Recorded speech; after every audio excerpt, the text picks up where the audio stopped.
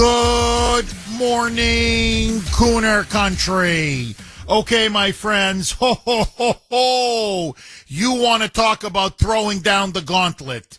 It is now very, very clear that President Trump and his inner circle have made, I think, an absolutely brilliant, stupendous political strategic decision to make crime one of the key wedge issues for the rest of this year and going into the midterms next year.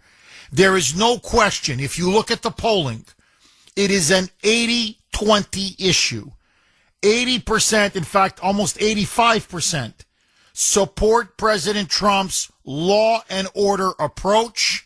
They want to see more police on the streets. They want to see the National Guard if need be. They want to lock up these criminals that are running wild in our cities. And they want to get tough when it comes to judges who allow these savages to go back onto the streets to murder, rape, and assault again. And so yesterday, President Trump, to the shock of the press corps, did something that he hasn't done in either term. He didn't do this in his entire first term, and up to now he hasn't done it, although he finally did it yesterday. And that's to go to a restaurant in Washington, D.C.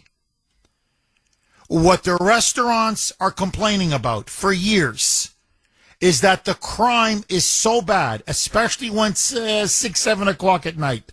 Once the sun comes down, that's when the vampires come out. That's when the gangsters, the criminals, the gangbangers, the drug dealers, the criminal elements begin to recapture the streets of D.C. And many D.C. residents, including, by the way, many Democrats who honestly say, we're just too afraid to go out at night to go eat out.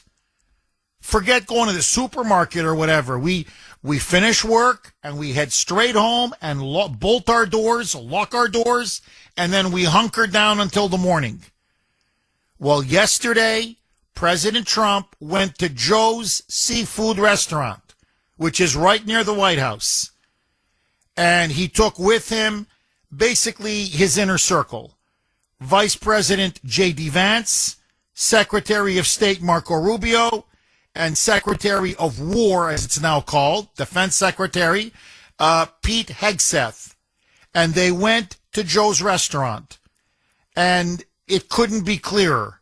Trump was walking on the streets. In fact, at one point, he literally walked in the middle of the street, saying, look, you can now walk the streets of Washington, D.C. at 7, 8 o'clock in the evening. Why? Because there's no more crime. The murder rate has almost evaporated. Burglaries, assaults, you name it, all of it has plummeted. And so, by surging the National Guard, putting more cops on the streets, cooperating and coordinating with the chief of police, and reluctantly, but she came along, the mayor of Washington. Washington is a safe city again. So safe that even the president, the vice president, the Secretary of State, and the Secretary of War can just walk on over to a nearby seafood restaurant and have themselves a meal fit for kings. Listen now to President Trump saying, I told you we would get a handle on crime, that we would bring it down and bring it down dramatically, and we did. What was once impossible in D.C. is now not just possible. Look around you. The restaurants are booming. People are eating out. People are walking the streets. People feel safe again. Roll cut to a mic.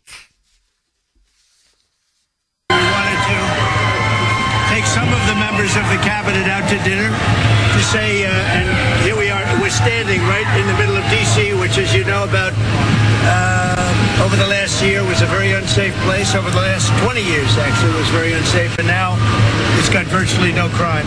We call it crime. Yeah, it's virtually crime-free. I mean, look, you're always going to have a little bit of crime in any major city. But you look the homicide rate, you look at the rate of burglary, the rate of assaults. I can go across the board. The numbers are stunning. It is an incredible turnaround. And look, it's not just that the residents feel safe, which is obviously it's supremely important, and they can walk around at night, and that the criminals now are in fear because they know they're going to be arrested, and they know this time they're going to be convicted, and they're going to be locked up and put behind bars. But it's great for business, especially small businesses, and it's just great for the life of the city. The capital of the United States looks like a real functioning capital again. In other words, law-abiding people are taking back the streets of Washington, not the career criminals and the gangbangers. Listen now to President Trump, and this is very important. He now says, we've done it in D.C., we're going to do this now in cities all across the country. The next place, though, I don't want to go where the governor doesn't want me, a la Chicago, or a la Governor Gavin Newsom in California, or Pritzker, as I said, in Illinois, or Kathy Hochul in New York. No.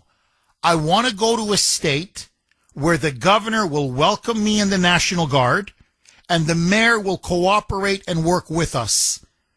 And we're going to tame crime in another major American city. He's going to make the announcement today. Listen to Trump saying, the D.C. model, what we've done here, we're going to apply it now to city after city after city all across the country. Roll cut 2A. Mike. We're going to be announcing another city that we're going to very shortly. We're working it out. The governor of a certain state would love us to be there, and the mayor of a certain city in that same state would love us to be there. We'll announce it probably tomorrow, and it's going to be something where we'll do like we did here. So, but yeah, yes, he was talking yesterday, so tomorrow is today. Now, my guess, I don't have any inside information. I'm not claiming I have a source in the, in the administration telling me, but my guess, my educated guess, if I was to bet, I would say it's probably going to be Louisiana, and the city's going to be New Orleans, which also is very crime-ridden. The governor of Louisiana has repeatedly said, we'd love to have the National Guard come out. We'd love to partner with federal law enforcement. The mayor of New Orleans has said crime is out of control. We could use all the help that we can get. So I would not be shocked if today Trump makes the announcement, we're going from first we've conquered crime in Washington. Now we're going to conquer crime in New Orleans. And I think what he wants to start doing is showing the American people, and in particular, many minorities, urban areas, African Americans, blacks, Latinos, you name it, people that tend to live in high crime areas. You don't have to live like this anymore. You don't. We can solve this together. And it doesn't take rocket science.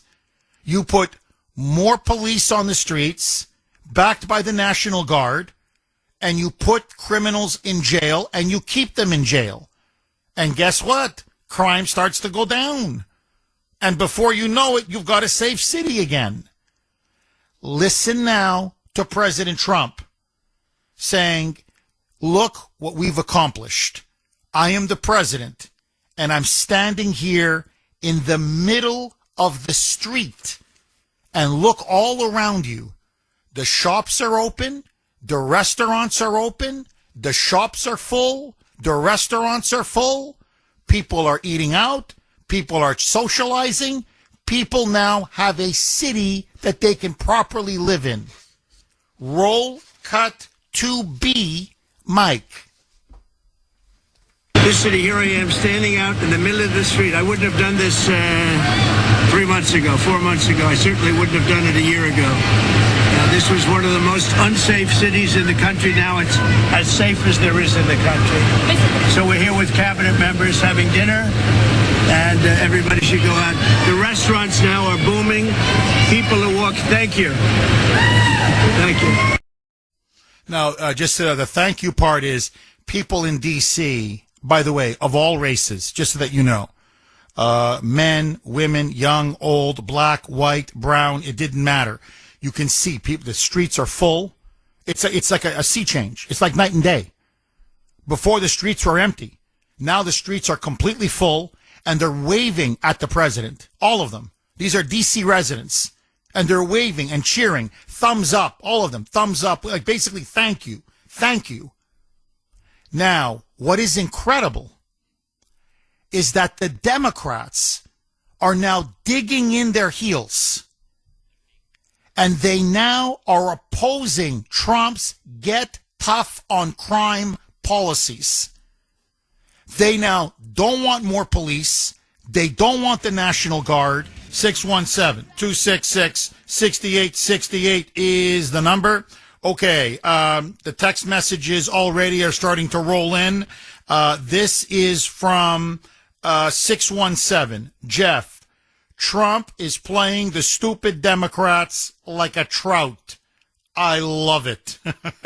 You know what, 617? Honestly, I love it too. It's clear now. He realizes he's going to use Trump derangement syndrome to his advantage. And notice, it's been a couple of weeks. I mean, I know I was out the last 2 weeks, A, on vacation, and then B, with my busted up ribs. But take the flag burning issue. What did he ended up doing on the issue? Whatever you think of it, he got the Democrats to openly support burning the flag. Who the hell supports burning the flag? They do. Look what he's done on the issue of illegal immigration in sanctuary cities. He literally now has got the Democrats defending MS-13, Tren de Aragua, gangbangers, murderers, rapists, drug dealers, and child molesters. And now on this issue of crime, look at this. No, we want Chicago to remain a killing field. No, we don't want help. Okay. Okay. D.C., no. D.C. isn't D.C. unless there's 500 murders a year. Okay. So crime is good. You want to keep coddling and protecting criminals? You don't want to clean up the streets? So he's forcing them to take some of the most absurd, extreme positions because whatever he says, they have to oppose. No matter if it's common sense, no matter if it's overwhelmingly popular. And make no mistake about it, like the border, like his position on sanctuary cities, his position on crime, his get tough approach, his call for law and order is extremely popular, especially with the people who live in these high crime areas. This is from 603. My bad. This is from 603.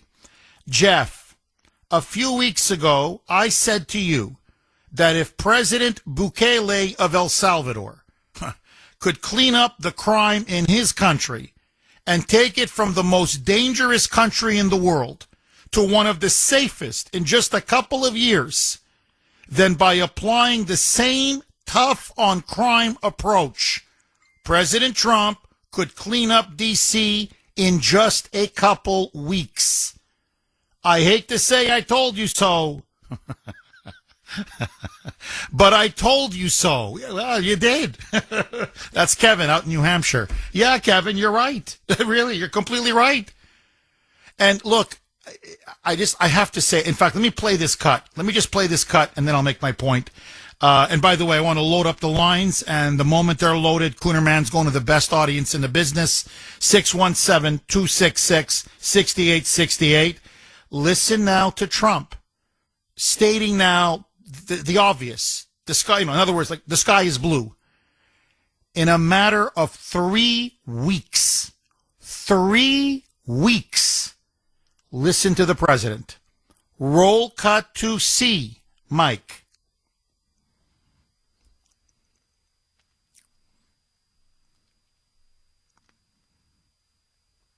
The restaurants now are booming. People are going out to dinner where they didn't go out for years. And it's a safe city. And I just want to thank the National Guard. We loved working with the mayor and the chief. And we all work together. And the outcome is really spectacular. We have a capital that's very, very safe right now. You can't refute that. The numbers speak for themselves. The mayor, the Democrat mayor, Muriel Bowser, has come out and said it's true. I'm sorry, but crime has now been almost extinguished. It has plummeted to one of the lowest rates in decades. The police commissioner, Democrat, says, I'm sorry, I have to admit, he's cleaned up crime. The streets now haven't been this safe in a long time. Many Democrats who work on Capitol Hill grudgingly say, it's much safer. We can't argue with success. So what Trump is now doing is he's showing the country, and in particular Democrats, and in particular many minorities who live in these high crime urban areas, there's an alternative. There's a better way. And, look, it's nothing special about D.C.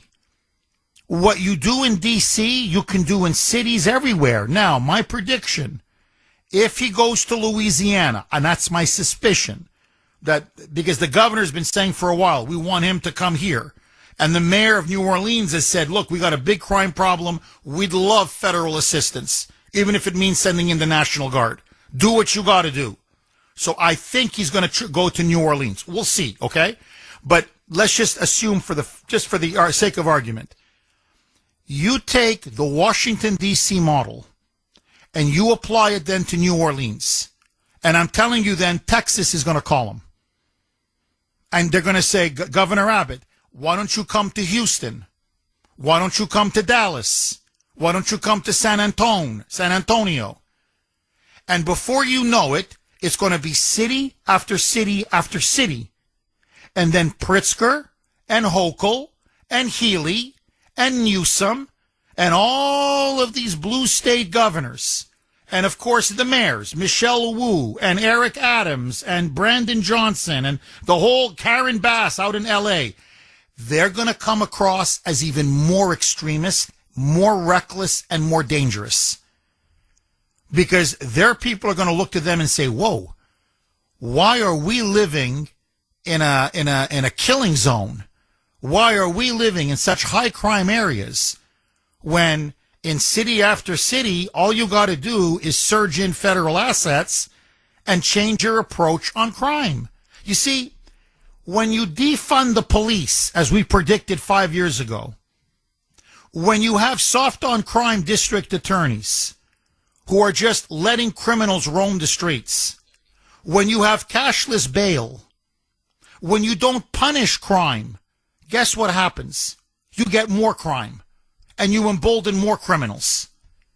And what Trump is saying is, no, you want to stop crime? It's very simple. Fight crime. And if you fight crime, you can beat the criminals. 617-266-6868 is the number. Okay, to me, this in a nutshell, this clip right here, I think symbolizes everything that's happening under the Trump presidency when it comes in general to politics, but especially to the crime issue.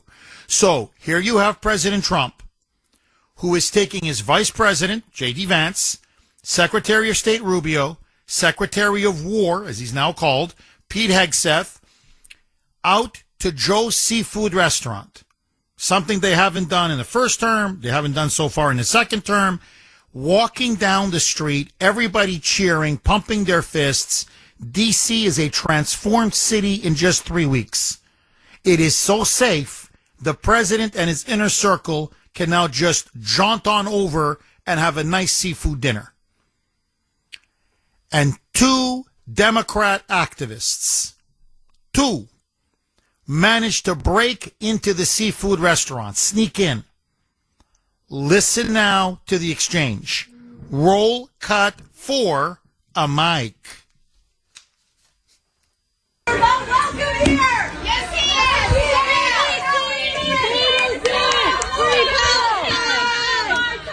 Free DC! Free Palestine! Trump is the Hitler of our time! Free DC! Free Palestine! Trump is the Hitler of our time!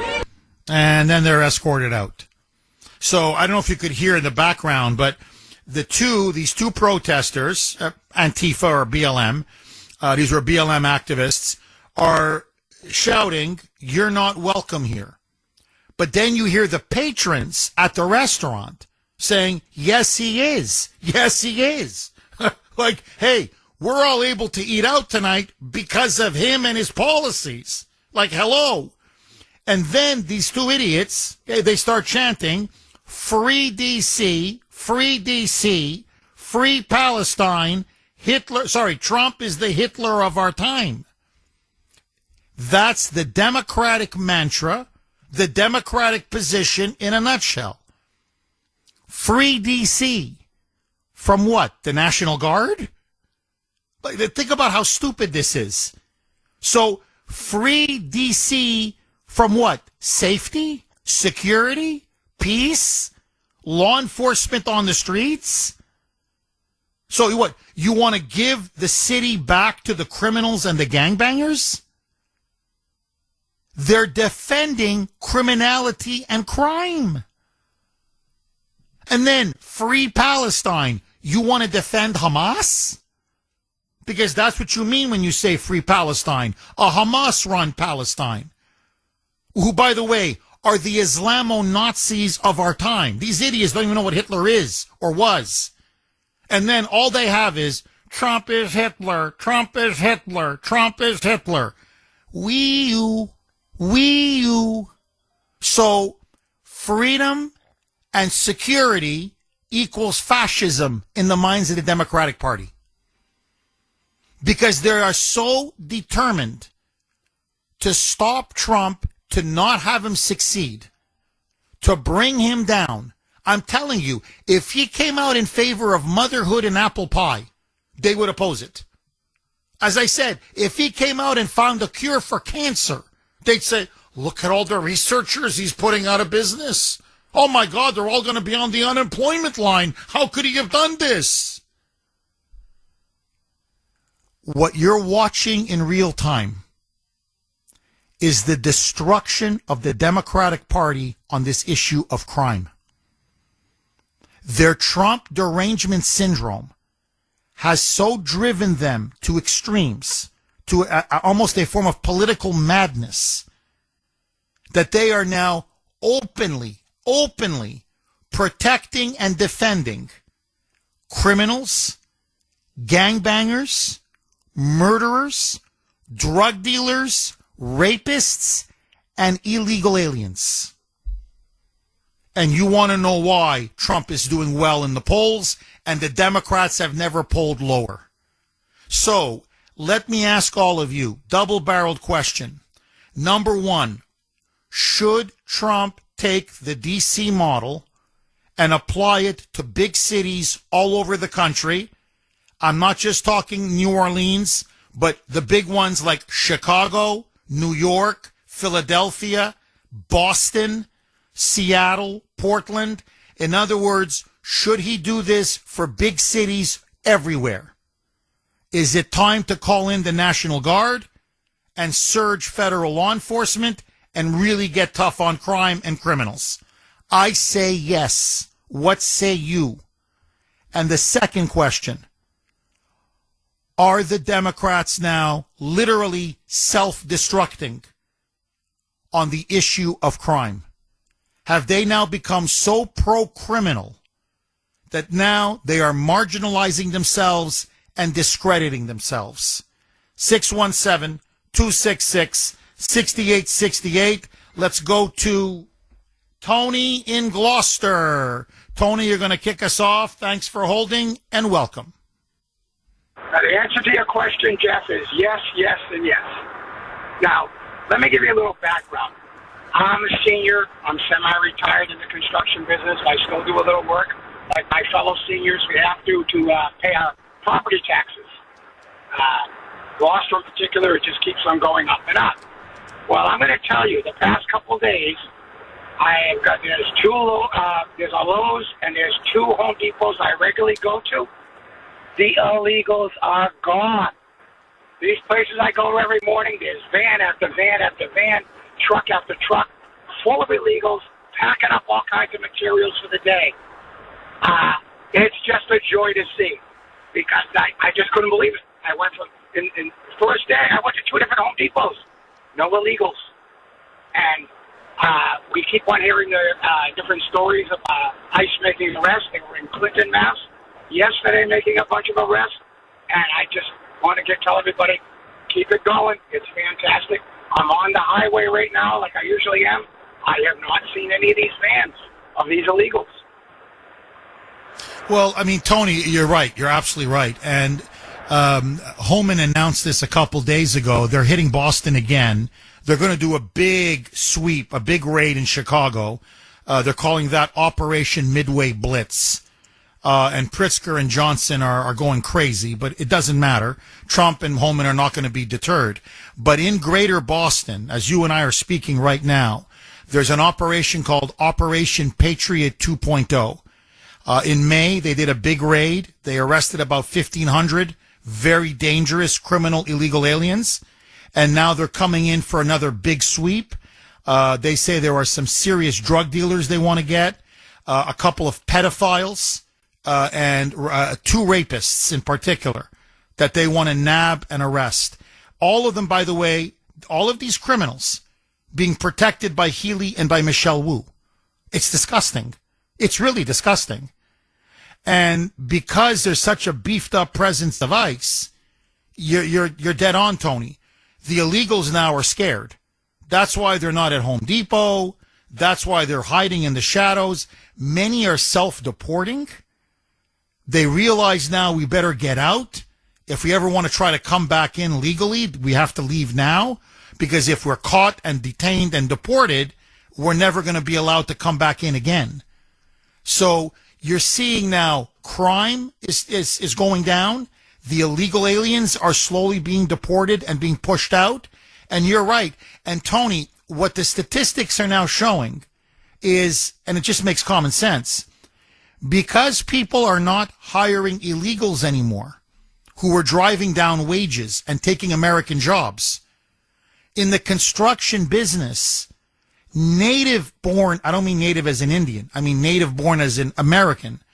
American workers are getting jobs and their wages are going up. They're getting more pay because you don't have illegals undercutting them all the time. So it's win, win, win on every front. 617-266-6868 is the number. Okay. Yesterday, almost reveling in his success at how quickly these criminals and gangsters have fallen in D.C. It just took some will, some effort, some courage, some determination, and the streets are now back in the hands of law-abiding,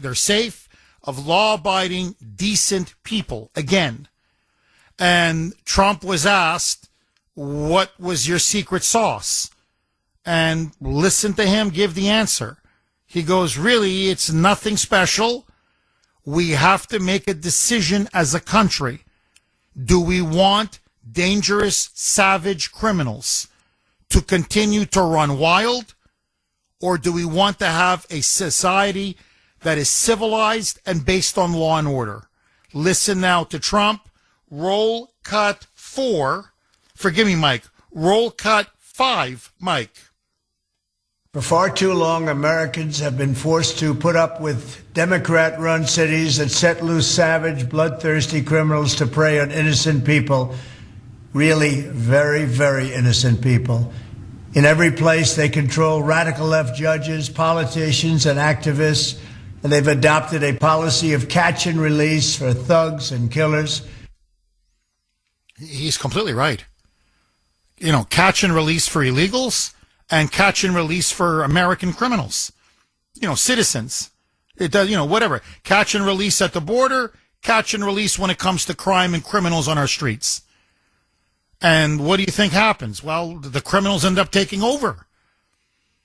And trust me when I tell you this, you can feel it now everywhere.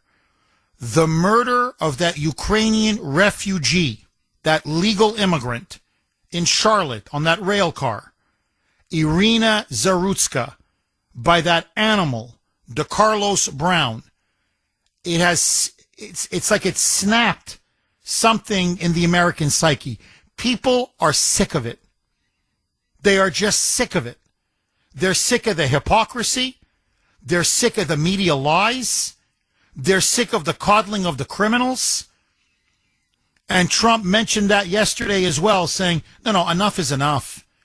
This is a man who is a career criminal, who was arrested 14 freaking times. 14 times. Who beat his own sister to a pulp. Who was a menace to society for 20 years. And they just kept releasing him onto the streets and releasing him onto the streets and releasing him onto the streets. And then literally he graduated to now murdering someone in cold blood with a pocket knife, stabbing her in the throat, completely unprovoked. And you can sense now something has snapped. The American people are like, no, we're just not going to put up with this anymore. We're done. We're just done. Now, this is a really, really good text from Mark. A message from Mark on Messenger.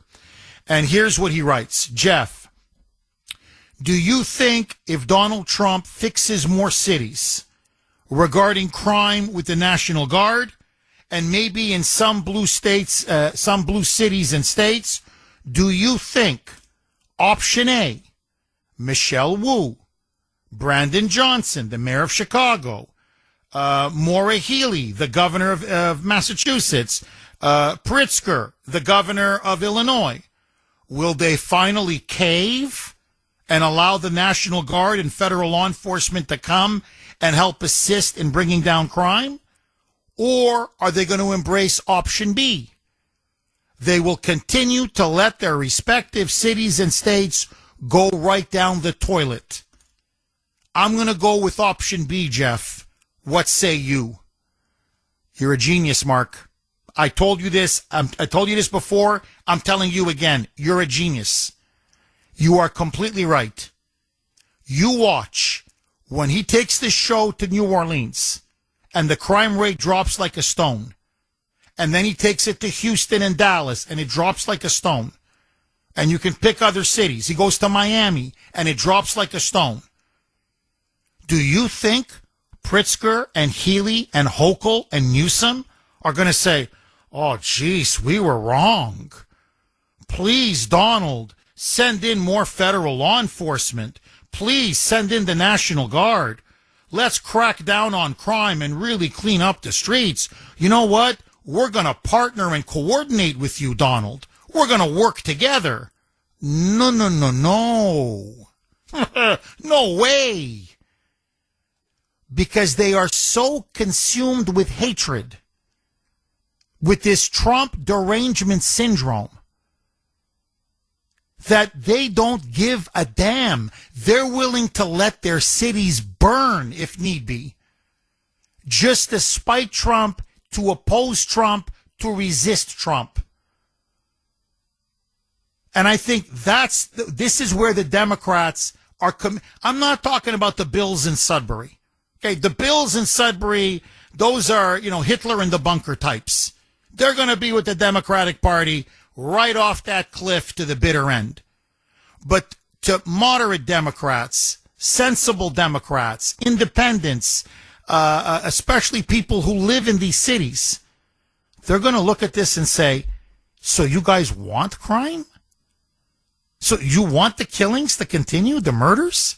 You want our streets to be filled with drugs and drug dealers on every corner? You don't want to arrest the rapists and the child molesters? You'd rather that they prey on us than work with Trump to get rid of them? And it's going to marginalize them. It's going to undermine them.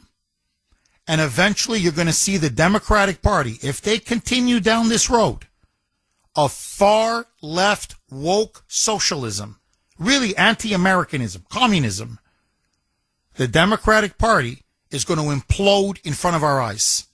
They're going to become a rump minority party. And that's why Trump is doing this. This is deliberate. This is strategic. He knows exactly. He's literally playing chess while these idiots are playing checkers. Let me read one more, and then I want to go to the phone lines. This is from David. And again, I thought he made an excellent point. Jeff, these moonbat protesters, the one that interrupted Trump at the seafood restaurant, would let their mother die if Trump was the one person who could save her from drowning. These people have chosen hate over reality. That, David, that's a beautiful turn of phrase. They have chosen hate over reality. If there's one line that I think sums up the Democrats, they have chosen hate over reality. This is it. When your politics are driven by hate, it corrupts everything that you see, everything that you do. And that's where Trump is now positioned the Democratic Party. Not just on crime, on immigration, on the border, on foreign policy, on inflation, on the economy, on you name it. Everything now that the Democrats and the media do is out of hate. And when you're consumed with hate, you cannot see reality. You are now a blinded man. And that's what the Democrats have now become. They should listen to themselves. Free D.C. from what? Free Palestine? So you're for Hamas? Trump is the Hitler of our time? Do you even know who Hitler was? The public looks at this and they say, the Democrats have lost their freaking collective minds. They've gone wee-oo, wee-oo. They've gone insane. They've gone loco. They've gone nuts. Agree, disagree. Jill in Boston. Thanks for holding, Jill, and welcome. Hi, Jeff. Hi, Jill. I would love for Trump to come to Boston.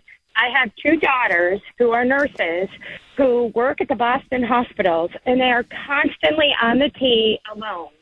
They are just like that poor Ukrainian girl, and they're so vulnerable, and I am so worried about them. And it's so when you ride the T, the Boston T, you do not have to provoke on the T. It is very random, and you sit there quietly, and you just are in fear that someone is going to attack you. And it is so concerning because there is you don't provoke them. And it can be anybody. It is so random and so unpredictable, and it has to stop. You shouldn't fear to get on the T, and the biggest thing is to make sure that people pay to get on the T now. So it's like, okay, if I'm going to pay and you're going to make sure that I pay to get on that T, then you should ensure my safety and my children's safety. So I'm just so passionate about this topic. Jill, let me ask you, I agree with you 1,000%. And by the way, you're very, very articulate, very powerful on this issue. It's a dynamite call. Jill, let me ask you this. I'm getting a lot of text messages and a lot of emails, and I understand where the listeners are coming from. And they're basically saying this. Okay, Trump is right. He solved the problem in D.C. for now. But what happens when the National Guard troops leave? Then we're going to be back to the same old, same old. The criminals are going to come back. The drug dealers are going to come back. the murder rate's going to skyrocket, and it's going to be, like just a blimp. That's all this is a little blip on the radar. And it'll be like it was before. What if Trump turns around and says, no, I'm going to leave the National Guard there, period. I'm going to leave them there, and we're going to bolster federal assets, and we're going to leave them there as well. And I'm going to do this in city after city after city. And if they got to be there for 2 years, 4 years, 5 years, 10 years, until these mayors learn that you have to be tough on crime in order to have a crime-free or a relatively crime-free city. Jill, would you be in favor of not just sending the National Guard to Boston, but saying, if they got to be here for 1 year, 2 years, 3 years, 5 years, whatever it takes, in other words, let them stay for a long deployment. Instead of deploying our people all over the world, let's deploy them here in America to protect people like you, your family, people like me and my family, and the listeners of Kuhner Country. In other words, decent, law-abiding Americans. We should come first. Our safety should come first. What say you? Absolutely. We need safety. When you don't have safety, you don't have anything. So I can't risk my daughters being the next Ukrainian woman. I cannot risk that. So I want the National Guard. Oh, I'm with you. You know? Oh, no, I'm with you. They should either have security officers patrolling the T, have them be in these subway cars, everywhere, not just in Boston, everywhere. I got to tell you, Jill, I remember, this was maybe 20 some years ago. This was at the tail end of Giuliani when he was the mayor of New York. And I went to visit New York City. And I'll never forget this. I was at Grand Central Station. And I was then in Washington, D.C. So I took the train from Washington to Grand Central Station in New York. And and by the way, the train was completely safe. Completely safe. And you felt safe. So no one can tell me this can't happen because I lived it. Of course it can happen. I got off the train at Grand Central Station, and I swear to you, I'll never forget this till the day I die. I was walking up the steps, and of course it's crowded. It's New York. It was like maybe 8:30 in the morning, so it's rush hour. And there was like a Praetorian guard. There must have been 25, 30 police officers just standing there at Grand Central Station, shoulder to shoulder to shoulder. And they were smiling, almost greeting all of the people in the trains, the subway, getting off to go to work. And the love and the affection that the people had for the cops, these are New Yorkers, they're all smiling. Hey, we love you guys in blue, whatever, thumbs up. And they were smiling back. The fact that there was just 25, 30 cops there, just their presence, and knowing that Giuliani was the mayor, meaning they don't mess around. You commit a crime, they're going to arrest you on the spot. And they're going to send you to jail. It had such a chilling effect on criminals. I mean, I'm telling you, it was 8:30 in the morning, and I felt completely safe. At Grand Central, completely safe. And I remember as I was walking, I was like, this is incredible. This is a city of 8 million people where just 15 years ago, it was like the murder capital of the United States. Every New Yorker got mugged at least twice in their lifetime. The crime was out of control. And I'm like, 15 years later, look at this. Police everywhere. The public is happy. They're safe. They're confident. They are eager to go to work. And you can't see one criminal in sight. It was a beautiful thing to watch. Now, I wouldn't even go to Grand Central Station. You're getting mugged. You are getting mugged. I'm not going. I don't care. So I'm not going to put my life in danger. So just putting heavy police presence in the subways with a mandate, arrest, You see someone breaking the law, arrest their rear end. And Jill, you wouldn't believe it. It's a different world. Everybody's safe, everybody's happy, and you have a civilized society again. Jill, final word to you. You know, my nephew is a Boston cop, and he needs help. And Boston has definitely, it's not as safe as it used to be, and we need to do something. It can't stay the way it is, and I would just love for Trump to come in and make our Boston tea safe again. Amen. I'm with you all the way, Jill. I agree with you. Not 100, 1,000%. Jill, thank you very much for that call.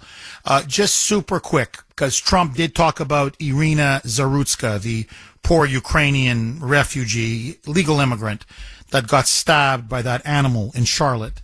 So I'm going to get into it a little bit more. But there's more footage that has come out. I don't know if you saw it yesterday. And it's the aftermath of her being stabbed in the throat. The look of terror on her face. I mean, it's everywhere. That poor woman, her eyes, her face. First of all, the shock. It's almost like you can see on her face, like, what did I do? Like, why did this, like, what did I do? And then just the fear that just overtook her. You can see it on her face. And of course, you know, the blood and then the other thing that is really striking is there were four individuals 3 feet away from her. They clearly saw that he had stabbed her in the throat 3 times. And they did nothing. They did nothing. Not only did they not do anything, look at the video, please, don't take my word for it. One guy just gets up. Like DeCarlos Brown stabs her 3 times. He then gets up and then he says, I got that white girl. The media is suppressing this key fact. He said repeatedly, twice, I got that white girl. This was a racist hate crime. Well, that's a good point, Sandy. That's an excellent point. Sandy in my ear was just saying, Jeff, do you think maybe they didn't help because of what happened to Daniel Penny? You know, that poor guy who tried to stop, a black guy from, he was terrorizing and about to attack innocent subway riders. And Penny, pardon me? Yeah, he did stop him. And, and he stopped him and he put him in a chokehold. And then eventually, the guy ended up dying, sadly. And then they arrested Penny and the guy was, on trial basically for his life. Now, he was acquitted, but they put him through hell. And so maybe a big reason why people are just, I don't want to get involved is I don't want to be the next Daniel Penny. But still, I got to tell you, it's disturbing. They didn't even blink. One guy she's lying on she's lying on the seat. She's terrorized. Blood is pouring out of her. DeCarlos Brown is walking. Blood is dripping off his knife. And one guy just gets up nonchalantly and got off the rail car at his stop. 2 others are just standing there, just staring.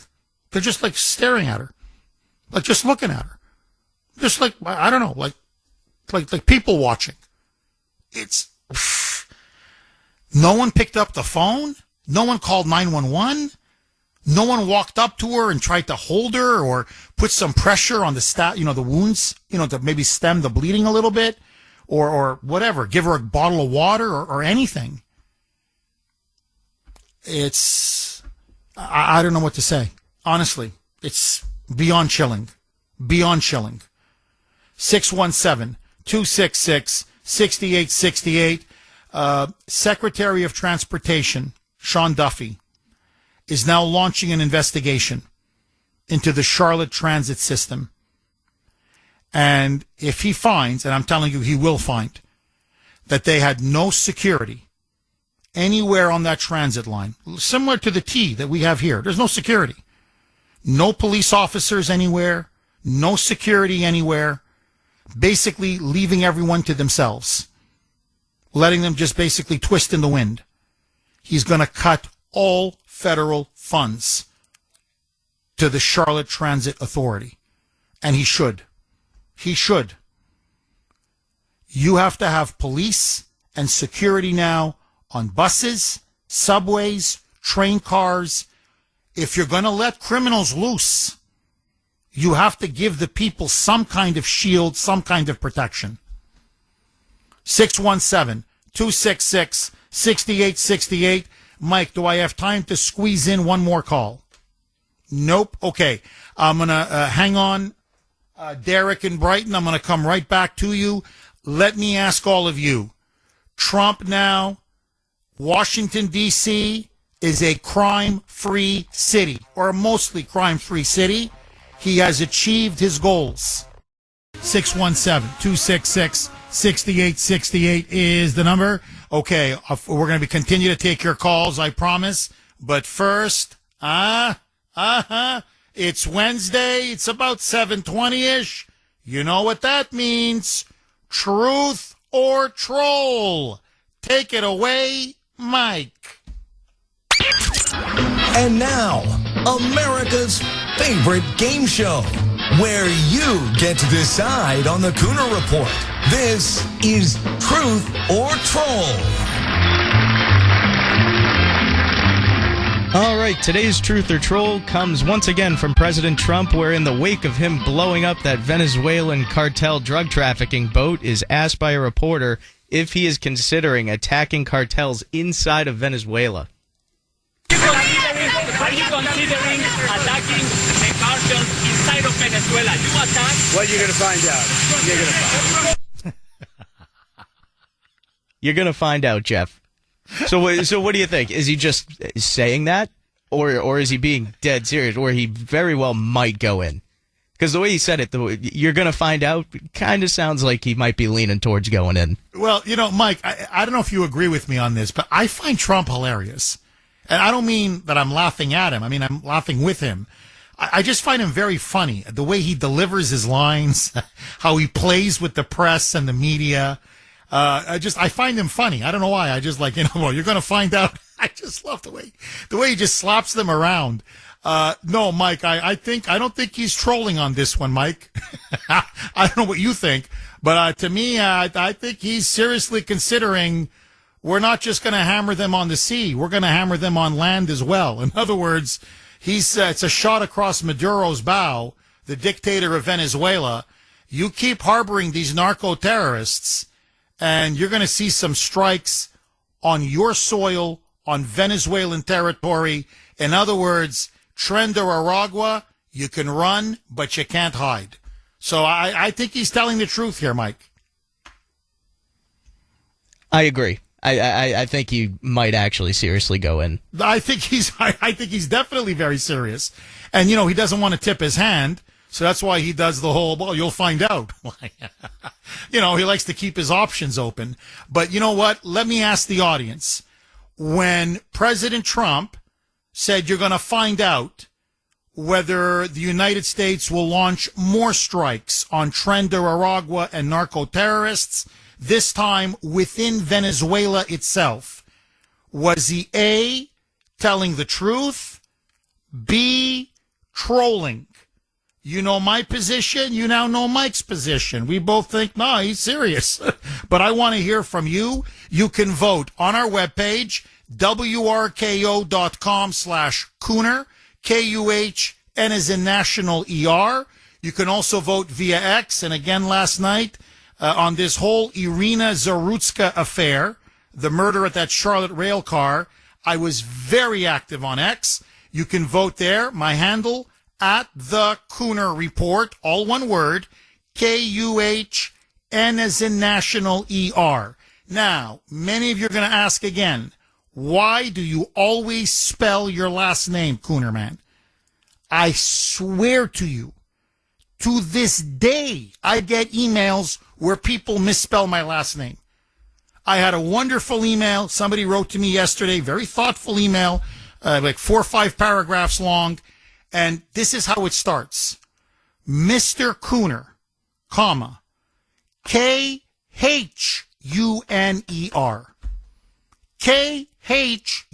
Kuhner. And, it was such a well-written, thoughtful letter. I didn't want to be insulting or anything, but I felt like writing back, like, how many times do I have to spell my name, my last name, before you can spell it properly? So it's Kuhner. But anyway, let that go. Let's go to Derek in Brighton. Thanks for holding, Derek, and welcome. And Jeff, I like your show. Thank you, Derek. I just want to say right quick, when I heard yesterday when you were mentioning about that poor Ukrainian refugee, that was on that train and she was stabbed by that savage, I was very sad. That touched me very deeply. A young woman coming from another war-torn Ukraine. She comes to this country for a better life. She's minding her own business, and out of the blue, this animal just goes and stabs her in the neck. And I just couldn't listen to the show anymore. I was kind of thinking about that on and off all day yesterday, and I told my friend about that. And, I just wanted to say that right quick. But about the, my heart goes out to her family and her friends. But I also wanted to mention that, Trump, if he's going in, Washington, if he cleans up Washington, D.C., which I think is a good thing, and, the crime rate is extremely low, he said. Now, people can go out in the evening and go to restaurants and stuff like that. Why is it that these blue state governors and mayors like Adams, Hochul, Pritzker, Brandon Johnson, what is wrong with them? They don't want to clean crime up in their area. They want more crime. They want more gangbangers and drug dealers, and I don't get it. Trump's only going to be in office for another 30, now almost 40 months. Who's going to come after him once he's gone? Well, Derek, very thoughtful call, I have to say. It looks like it's going to be, at least from the Republican side, it looks like Trump now is putting all his marbles into J.D. Vance. And normally the vice president is the heir apparent. So it'll be J.D. And J.D., there's no difference in policy when it comes to tackling crime between Trump and J.D. Vance. 617-266-6868 is the number. Okay, just very quickly, because Kuhnerman got cut off. Congratulations, Mike. You did it again. So I got slightly cut off at the end. The short answer to your question, Derek, and it's a very good question, is, what? They just, Pritzker and Hochul and Healy and Brandon Johnson and Michelle Wu and, what? They like crime. They want to see their cities continue to drown in crime. And the short answer is, I hate to say it, but yes. And there's many reasons for it, but one of the biggest ones, they don't want to see Trump succeed. They would rather see their cities burn than acknowledge that Trump cleaned up a crime problem that they were unwilling and unable to solve. And that, to me, is what's most disgusting of all. And you're seeing a lot of people now wake up to that fact. And that's why the Democrats are playing with fire. The more they oppose Trump on crime and come across as being pro-criminal, and they're clearly now pro-criminal, I think you're going to see their support continue to just go down and down and down. Now, very quickly, Derek talked about how when we discussed this story yesterday, he had a hard time even listening to the show, and it affected him all day yesterday. He wasn't the only one. My wonderful wife, Grace, said the same thing to me last night. She said, I couldn't listen to the show after a while. To think what happened to that poor woman who fled war-torn Ukraine for a better life in America, came here, legal immigrant, did everything the right way, loved this country. She worked at a pizzeria. She wanted to work her way up. She had friends, family, was, a good, decent, law-abiding person. And also, when you see now the videos that are coming out, she was a very petite woman compared to DeCarlos Brown. DeCarlos Brown is, I think he's taller than I am. I'm 6'3". He's a big guy. So when he gets up to stab her, he towers over her. And when you see her, she's, smaller, more petite, very thin. She seems so vulnerable compared to him. Now, listen to President Trump, because you can tell this has captured the imagination and really shocked the conscience. The sound of a drink that's just one sip away. Icy cold and great for get-togethers. It's the sound of Smirnoff Ice. The drink with main character energy that steals the show on a sunny day like today. Grab one at Tesco Cabra and enjoy with your crew. Bring the ice. Smirnoff, the world's #1 vodka. Get the facts. Be drink aware. Visit drinkaware.ie. Of the country. Listen now to Trump saying what happened in Charlotte must never be allowed to happen again. The days of letting these dangerous career criminals run wild are over. Roll cut 5A, Mike. In Charlotte, North Carolina, we saw the results of these policies when a 23-year-old woman who came here from Ukraine met her bloody end on a public train. And here's a picture of it. This is the picture of it. And this is a picture of the woman, a beautiful young girl that never had problems in life, with a magnificent future in this country. And now she's dead. She was slaughtered by a deranged monster who was roaming free after 14 prior arrests. Now, that's what came out yesterday as well. That DeCarlos Brown, the murderer, 14 arrests. 14. Not 4. 14. And they just kept letting him out and letting him out and letting him out. And as I mentioned yesterday, he beat his own sister to an inch of her life. He menaced his own mother. He's schizophrenic. He's violently schizophrenic. His own mother was pleading with law enforcement. She was pleading with the judges. One judge after another, please lock this guy up. You can't let him roam the streets. He's a danger to us. He's a danger to everybody. And they still let him out.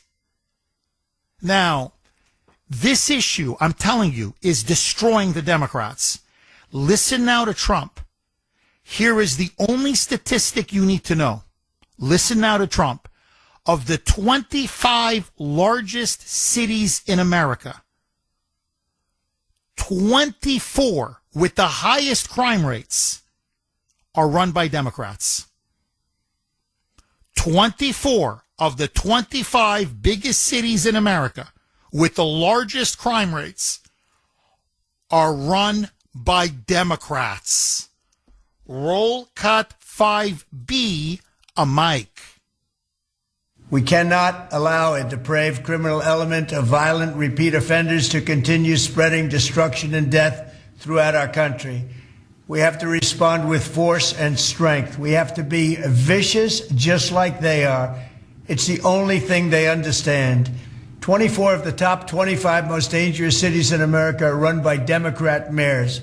50 people were murdered in Chicago in recent weeks, with hundreds being shot. And it's time to stop this madness. The people of our country need to insist on protection, safety, law, and order. Now, this victim in Charlotte was obviously white, but most of the victims are black. When he's talking about Chicago, And how many, what is it, 8 dead one weekend, 9 dead another weekend, 50 shot one weekend, 74 wounded another weekend. I'm not saying it's all black, obviously, but most of the victims are black. This to me is it's a tragedy. Now, very, very quick, I want to make a quick correction, and I want to thank Michael in the audience for pointing it out. Again, best audience in the business. When I said no one went to help Irina Zarutska after she was stabbed, what I mean is in the immediate aftermath, nobody helped her. Within the first 30 seconds or so, you can see it on the tape. So, DeCarlos Brown, he gets up, again, unprovoked, completely unprovoked. And he did boom, boom, boom, 3 stabs right in the neck. And then he gets up and he walks away. And as I said, there's blood dripping from his knife. And she starts to cry, and she curls up almost in a fetal position on her seat. And you can see the terror on her face, the shock and the terror. And she's touching her neck, and it's almost like in disbelief. Did he just stab me? And then she starts to notice the blood. The blood is now spurting out. Now, in that 30 seconds, during that 30 seconds after she was stabbed, people around her did nothing. I'm telling you, they did nothing. You can see it on the tape. Now, Michael makes the point, and this is true. People then did try to help her. This was maybe a minute, 2 minutes later. One person, you can see, he sent me the picture. He rushes over to help her. But by this point, you can see the blood is gushing everywhere. It's all over the floor. It's all over the seat. And he was trying to hold her, I think console her. And she's almost like face down on the floor. And there's a pool of blood. Now, my point is just this. Had they helped her immediately, I'm talking 3 stabs in the neck, everybody's in shock, obviously, maybe 5-10 seconds. But had they then gone to her, they may have been able to save her. Because there were 3-4 people there. So you put pressure on the neck, you put pressure on the wounds, you immediately call 911. You're saying there's no way, Sandy? Anyway, he got her jugular. But my point is, in the first 30 seconds to a minute, nobody did anything. Nobody did anything. And then when she collapses on the ground, and at this point there's blood spurting everywhere, you see one person rush up, and he's trying to help her, console her. 617-266-6868 is the number. Okay, very quickly, because I want to go back to the blazing phone lines. At least initially, within, 30 seconds or a minute of the attack, as the videotape shows, no one went to help Irina Zarutska. To me, that's almost as chilling as the attack itself. And again, a hat tip to Michael. He's right. Sent me the photo.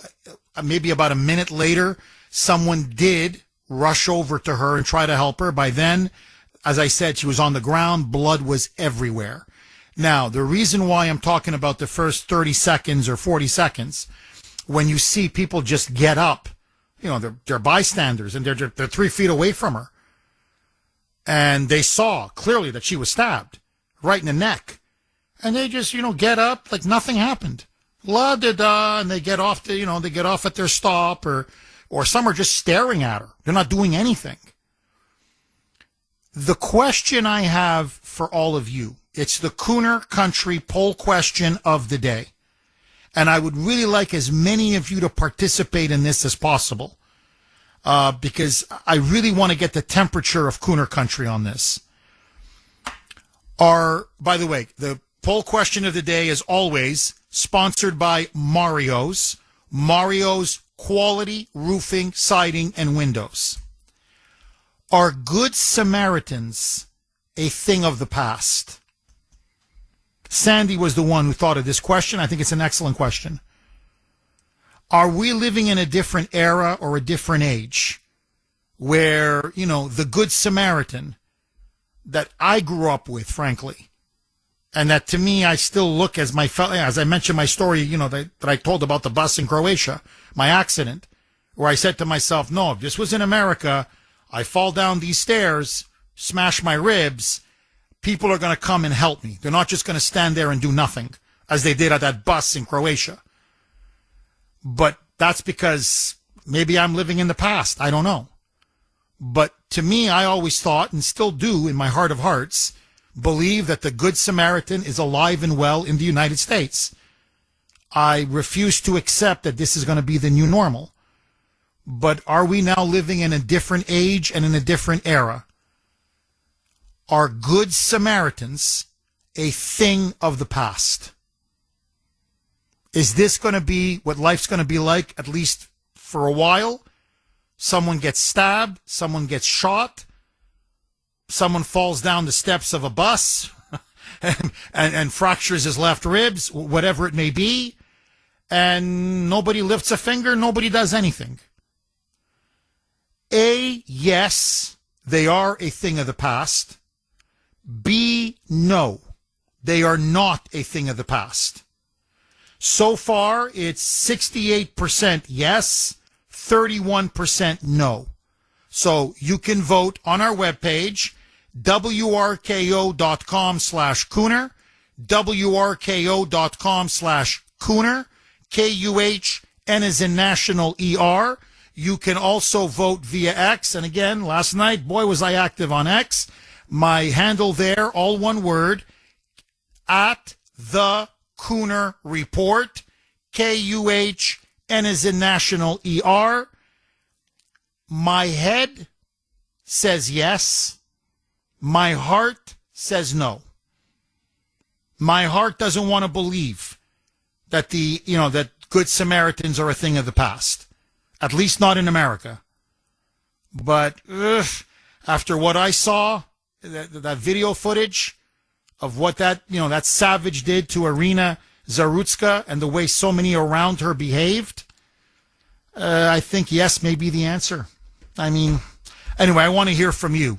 You're the ultimate judge, jury, 617-266-6868. Heather in Rockland. Thanks for holding, Heather, and welcome. Paul. Heather. Hello? Yes, go ahead. You're on the air. Go ahead, Heather.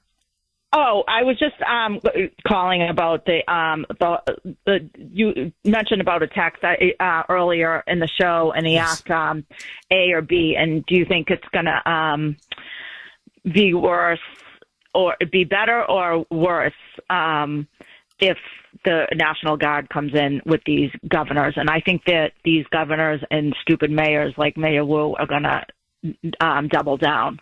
I don't think they're going to admit that they're wrong, that that Kuhner can, that Trump can come in and clean up these cities. I got to ask you, think they're going to double down. Heather, I got to ask you, because I think you're right. I think you're definitely right. Doesn't Mayor Wu want a safer city? I mean, just as a mayor, from just political self-interest, forget conscience, morality, decency, just forget all that. From a strictly amoral, Machiavellian, political self-interest point of view, doesn't she want a lower murder rate? Doesn't she want, drug dealers taken off the streets? Doesn't she want to say, hey, under my watch, crime plummeted? I am the safety mayor. I restored law and order, and Boston's never been safer and better and more prosperous and more secure. Yet it seems the more illegals, the better. The more murderers, the better. The more gangs, the better. The more drug dealers, the more drugs, the better. So I've got to ask, Heather, seriously, why don't they want to work with Trump and take out these criminals that are preying upon innocent citizens? Great. One, I think that in theory, obviously you would think that she would want, to clean up the city and, make Boston safe. But these people are so I don't even think egotistical is the right word. They're like psychopath or sociopaths. So they don't care about anybody but themselves and their own benefit and what they can get as far as like them, as what their goals are, like as far as them making more money. Obviously it's money. We're talking about a lot of money here. And then their career goals.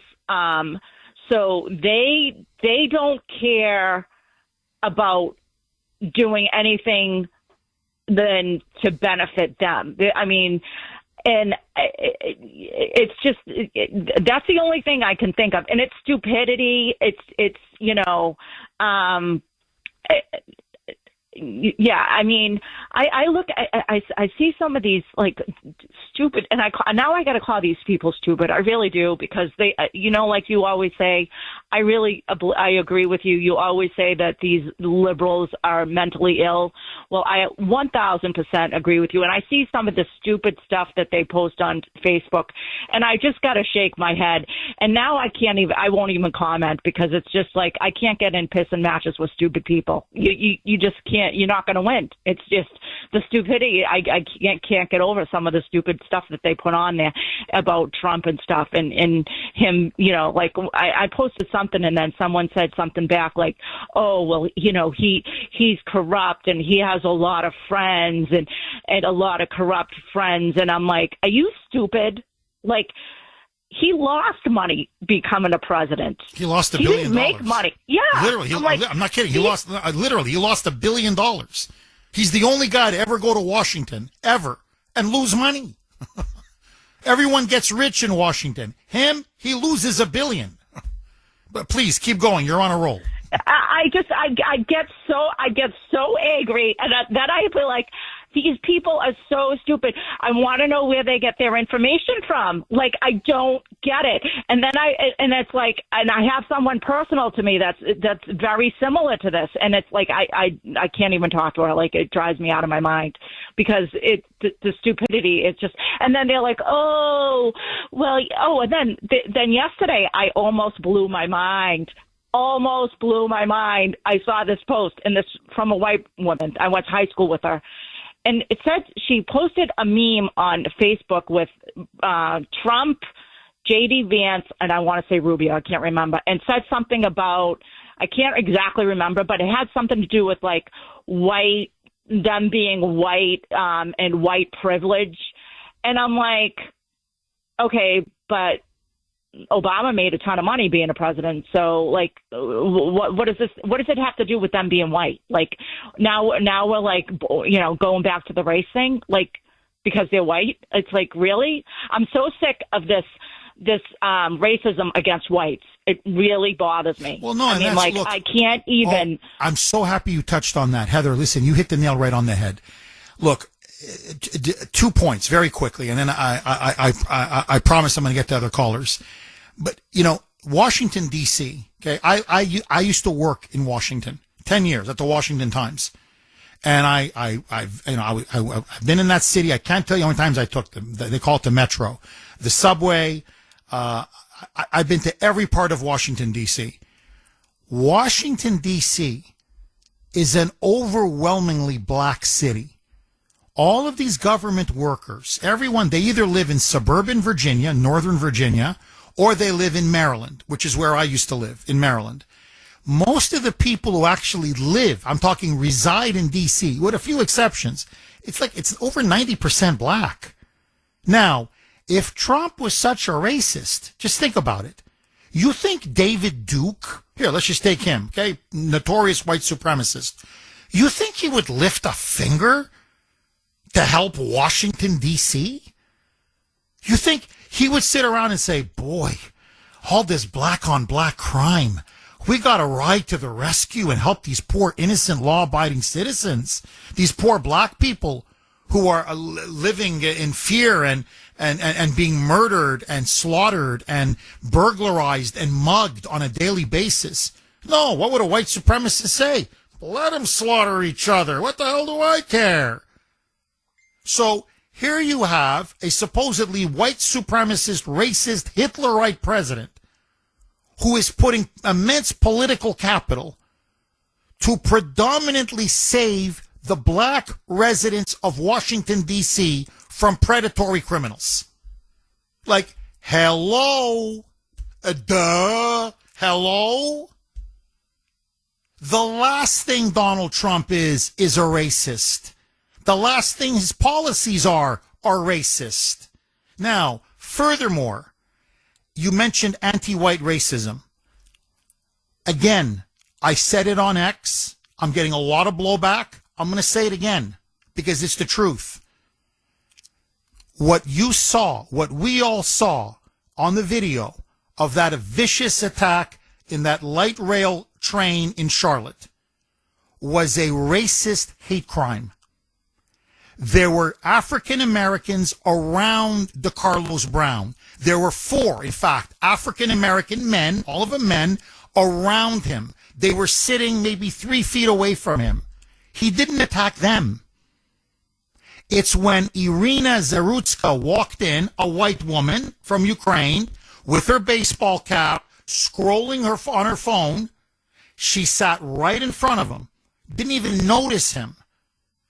And that's when he pulled out his pocket knife and then calmly unfolded it and then got up like a monster and boom, boom, boom, 3 stabs right in the throat.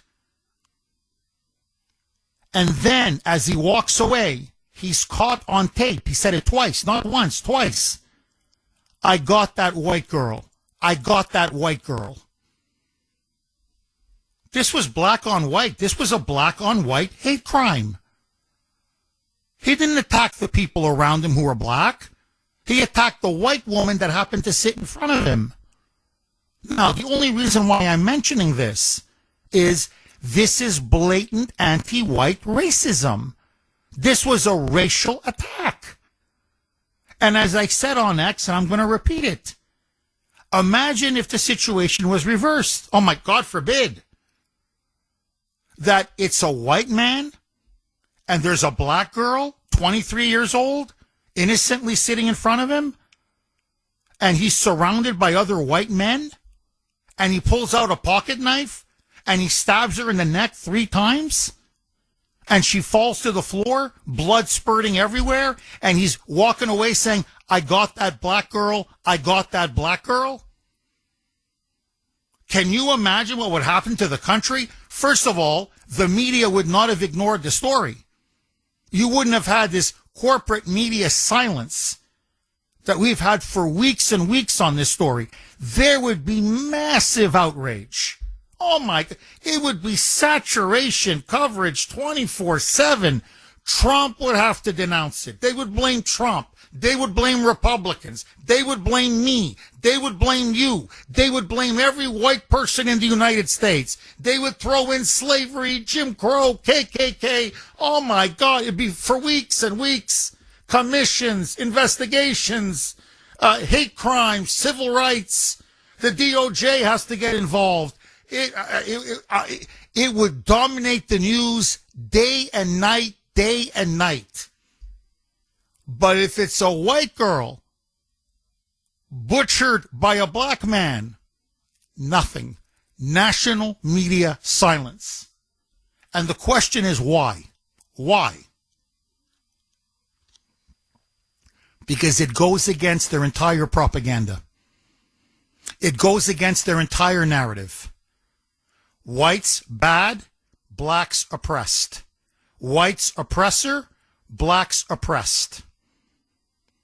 And it's an anti-white racism. That white people are evil, white people are bad, white people are always evil and always bad. And that's why the mayor tried to cover up this story. The governor of North Carolina tried to cover it up. The police commissioner tried to cover it up. The local media tried to cover it up. The national media, even now. Here. This is the quote. This is the clip you need to hear. This is CNN. Didn't want to touch this story with a 10-foot pole. But then Trump talked about it. And when Trump talked about it, now they were forced to cover it. So, what is CNN going to do? How are they going to approach this? Are they going to say, crime is a real problem? No, yet. Because that would justify what Trump is doing. Are they going to say, racism cuts two ways in this country? It's not just whites who can be racist against blacks or minorities, but blacks can also be racist against whites. That, they have original sin like white people do. There are some good people, some bad people. Some people are racist, some people are not racists. You have good white people, you have bad white people. You have good black people, you have bad black people. You have good Latinos or brown people, you have bad brown people. That's the world. No, not according to these Marxists. So they roll out Van Jones, a communist, literally a communist, a race baiter, Obama's boy. And all of this race garbage started with Obama. This is all Obama. We've been living in Obama's shadow now for 15 freaking years. He's the one that did this pitting of the races against each other. So they roll out Obama's boy. And there's Van Jones. Now, you want to see the liberal mindset in a nutshell? This is what he says about the murderer, the killer, the Carlos Brown, who stabbed that poor Ukrainian woman. Listen now to Van Jones. This is liberalism in a nutshell. Roll cut 17, Mike. You mentioned the thing about cashless bail. I think this is a big challenge that we have. Would you have felt better if there had been cash bail and the mom had come and put down $1,000 to let him out? It's not about cashless bail or no cashless bail. It's about the fact that we don't know how to deal with people who are hurting in the way this man was hurting. Hurt people hurt people. What happened was horrible, but it becomes an opportunity for people to jump on bandwagons. And then for someone like Charlie Kirk, he should be ashamed of himself. No one mentioned the word race, white, black, or anything except him. What people mention is the horror of what happened to this young woman. Okay. Number one, but here's the key point. This man was hurting because, he was schizophrenic. He was severely, violently, mentally ill. He's the victim. This man was hurting. That's the issue here. This guy, we gotta coddle him. We gotta take care of him. Hey, this is a poor guy. He's the freaking victim. Not the Irina Zarutska who got her throat slashed. No, it's the murderer. It's the killer. Now, he says, would you feel any better if the mother came in? First of all, there's no $1,000 cash bail. For all the crimes this guy committed, he'd be looking at $500,000. Okay? But let that go. His mother wouldn't bail him out. You know why? Because his own mother said he belonged behind bars. Because he beat the living daylights out of his sister and threatened to kill his mother. So no one would put up any bail for this loser. That's number one. And if he was behind bars, Irina Zarutska would be alive today. If there was cash bail, she's alive. She's not dead. But to me, the bigger issue, he then says, he never said, I got that white girl. That was Charlie Kirk who said that. No. That's the audio on the videotape that says that, you lying piece of, you POS. So, no. Suddenly now, this can't be a racist hate crime. This can't be a black on white hate crime. So, for them, the murderer is the victim. This is the liberal mentality. They side with the criminal over the victim every single time. They side with illegals over law-abiding American citizens. They side with criminals over victims. These people are sick in the head. He's hurting? He's hurting. Tell me, when he beat the daylights out of an inch of her life, was he hurting then? Tell me, when he robbed up a store. Jeff Kuhner, Boston's Bulldozer, 617-266-6868 is the number. CJ in Boston. Thanks for holding, CJ, and welcome. Get back, Jeff. Look, hi, CJ. There's something that they're whispering down in D.C., and they should be screaming at every street corner, and that is free at last. Free at last. Thank God Almighty, we're free at last. Those words, as you know, were said by Dr. Martin Luther King, but sometimes words aren't enough. Words aren't enough when it comes to murder and slaughtering people on public transit stations. It takes action. And the man that took that action was Donald J. Trump. He needs to put troops in every major city in the United States of America or keep them close by. You ask if people have changed in America in helping their fellow citizens. The answer is no. But the answer is, why are they reluctant to do it? Well, that could be answered by a man named Army veteran Daniel Penny, who tried to help this deranged individual, try to stop that deranged individual on a New York subway, and the district attorney in New York City wanted to charge this guy with murder. That's why people are reluctant to help people, Jeff. And we need to continue to do what we're doing, as we have done in D.C. We need to stop this, and it will eventually show what the Democratic Communist Party really is. It's about control. It's about not controlling crime, but controlling people, and that's what this is all about. It's great to hear what happened down in D.C., but it needs to happen here in Boston. Immigration, as you know, I think played a major factor in putting the final coffin in the Democratic Communist Party. Where they thought they were bringing them over here in millions to vote. What has happened is this has turned on them, such as the one-on-ones in Chicago, where black citizens, actually were calling Brandon Johnson the N-word for trying to increase their taxes $300 million to give to illegals. So this issue, the Garcia issue, and other issues have blown up in their face. Look what the president of Salvador has done in a few short years. In a few short years, he has turned the most violent crime in Central America into the safest country in Central America, utilizing the military. You so much as have a gang tattoo in Salvador, and you're going to that prison. You know, we need to have stricter laws in our country and have the federal government enforce those laws. And I would just like to finally say that ICE is welcomed in Boston. There is a perception given out by the present administration, well, we protect our people. They're members of our community. What they're not telling you is these people are criminals. These people have come over the border illegally. In the mainstream media, Channel 25 just did a special on this immigration, in which Ms. Kavanaugh, who is an investigative reporter, talked to Tom Homan. And she didn't answer the question. When he responded to her, these people are illegal. We have the mainstream media protecting illegals in the United States of America.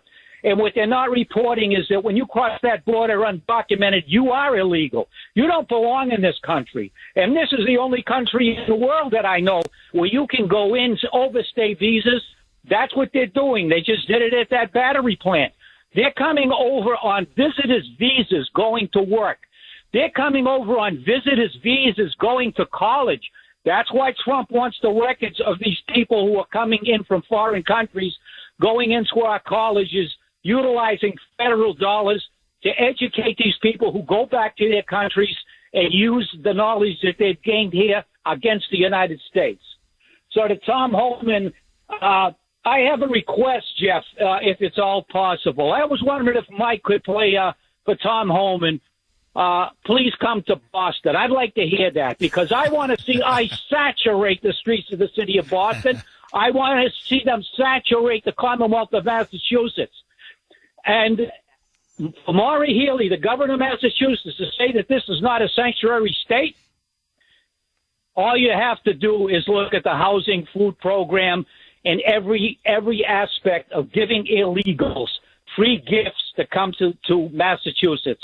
That's all I have to say. She's a liar. She's an absolute liar. CJ, I want to ask you, because I'm asking the whole audience this question. Let's take that slob in Illinois, okay? Pritzker. Let's take him. Or Brandon Johnson. Let's leave Maura Healey and Michelle Wu alone just for a second. Why don't they want the National Guard to come to Chicago, which is a killing field? It's got a world reputation now for murder. It is the murder capital of the United States. Why don't they welcome the National Guard, federal law enforcement officials as well, clean up that city the way Trump just cleaned up the city in Washington, D.C. in 3 weeks?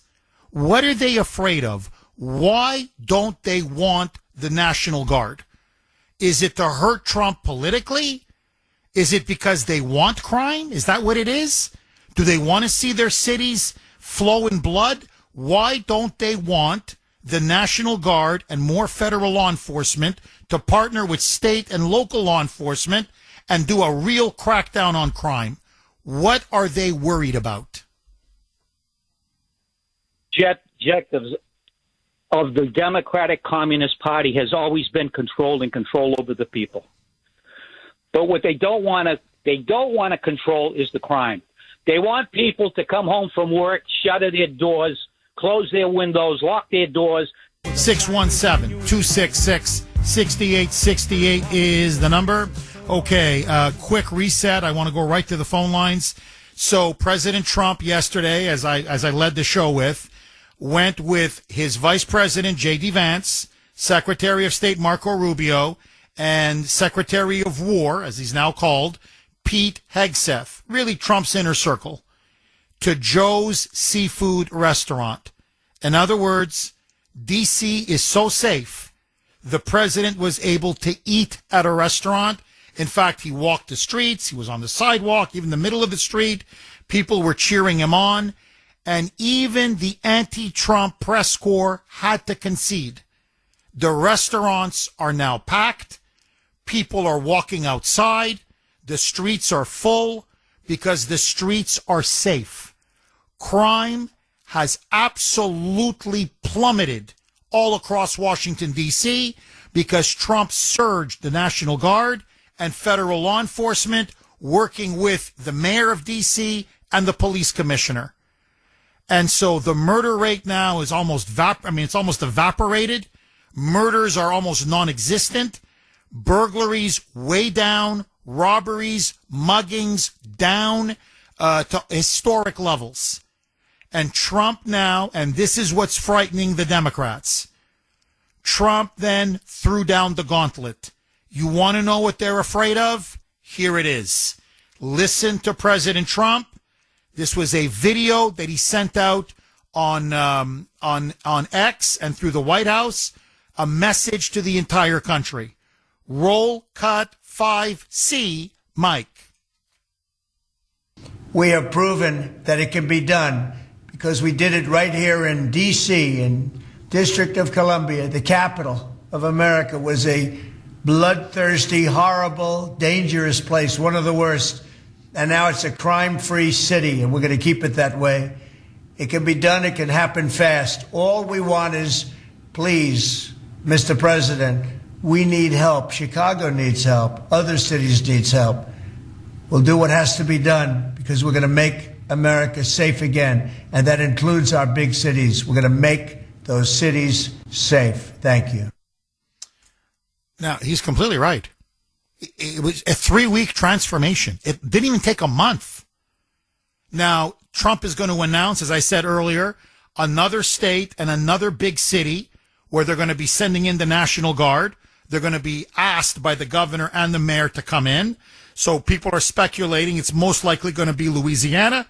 And, of course, the big city there is New Orleans. My prediction, he's going to clean up New Orleans in 3 to 4 weeks the way he cleaned up Washington. And then everyone's going to ask themselves, why can't we do this in every big city in the country? And so my question to you, and this is the question now that I think is the albatross of the Democratic Party. This is now the yoke around their neck. Why don't blue state governors like Pritzker, like Hochul, like Maura Healey, like Gavin Newsom, or mayors of cities of Chicago or Boston or New York or Seattle or Portland or Atlanta, all these Democrat-run hellholes, overwhelmed and overrun by drugs, gangs, and criminals. Why don't they just pick up the phone and say, as Trump put it, please, Mr. President, we need help. Send in the National Guard, send in the DEA, send in the FBI, send in the ATF. Our state and local police will work with you. The mayor will work with you. And we can clean up all of this crime and save God knows how many lives. So that, for example, what happened to Irina Zarutska and that Charlotte train in that light rail car will not happen again. Why don't these Democrat mayors and governors bow to reality and put their citizens and residents first? What's your theory? I have mine. They don't want to give Trump the credit. They don't want to see him succeed. Agree, disagree, 617-266-6868. And let me ask you a second question. By resisting Trump, when it's so obvious that his crime policies are working, are the Democrats now destroying themselves on the issue of crime? Because it's now obvious to the American people. They are pro-criminal. They are pro-illegal alien. They do not want to clean up their cities. It's almost as if they love it that their cities now have high murder rates and high crime rates. It's almost as if the more crime, the better. Is the Democratic Party now the party of gangbangers, murderers, and rapists? I say yes. What say you? 617-266-6868. Lines are jammed. Denise in Beverly. Thanks for holding, Denise, and welcome. Hey, Jeff. I was worried about you for a while. I'm glad you're okay. Oh, thank you, Denise. I really was. I said, where's Jeff? How come he hasn't been on? But anyways, these delusional Democrat mayors, they're definitely doing this because they hate Trump. That's the only reason they're doing this. They don't give a damn. If it happened to one of their kids, it would be a different story, right? If any of their children was hurt like that poor girl in that train, this would be a different story. They wouldn't be saying anything. They bragged about Floyd for weeks, that story for weeks. You put it on Channel 5 or 7, they don't even talk about that poor girl. And I called them yesterday, and I gave them hell, both of them. And I'm just beside myself what happened to that girl, because if I was on that train, I look at my surroundings. If I saw someone that looked like that guy did, I would have stayed away from him, but I would have jumped to help that girl. And that Penny guy, look what he did go through. And I about that other caller mentioning him, that's true too. That poor guy, whatever he went through. And I'm just beside myself. But you know what? Trump needs to clean up these states. And I'm going to start calling these mayors, too, and saying something, because I am sick and tired of it. I'm sick and tired of there's so many children even going missing. Do you ever notice that? This one's missing. Every time I get on my phone, this child's missing. What's going on with that, right? I'm just beside myself with all this stuff. And that creep on the train, it would have never happened if Biden didn't get in. And there's so many kids that I'm just a mess about this. And look, Denise, you're right. Look, and you've really touched on something very important. Had the judge, Teresa Stokes, that's why yesterday I went on X and I called for her to be removed from the bench. At a bare minimum, she has to be removed. What she did was criminal. I'm sorry. It was reckless. It was negligent. It was irresponsible. She had no business releasing this animal, arrested 14 times. And the last time was because he had a run-in with the police. They got him for abusing the 911 emergency system, where he's literally telling him, I'm crazy. Like, he's telling him, I've been possessed. I've had an out-of-body experience. Something has taken me over. And the cops are like, oh my God, like, this guy's really, he's gone. He's mentally, he's got a screw loose. And he's saying, I can't control myself. I want to kill people. And this woman lets him out on a quote-unquote written promise that he'll be back in court. He should, again, cashless bail. No. They should have been $500,000 or $1 million bail on this guy. You keep him behind bars because this way you're keeping the public safe. She let this animal out. And because of that, Irina Zarutska is now dead. Now notice, has any Democrat condemned this? Okay, Dr. Grace is warming up in the bullpen. She's going to be on in exactly 10 minutes. I want to go right back to the blazing phone lines. Dan in Dartmouth. Thanks for holding, Dan, and welcome. Good morning, Jeff. How are you today? I'm good. How are you, Dan? I'm good, but I've been sad over the past few days about this whole situation with Ariana and Charlotte. And I have to say, CJ hit it out of the park on many points. Dan, can you do me a favor, please? Dan, can you get off speakerphone? Because we can hardly hear you. I sure will. One sec.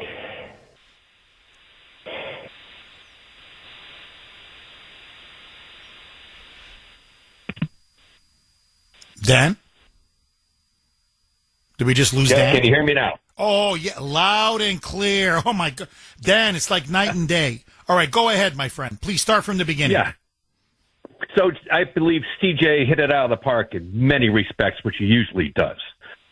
But I want to take it a step further because I believe that what the Trump administration is doing right now is very effective.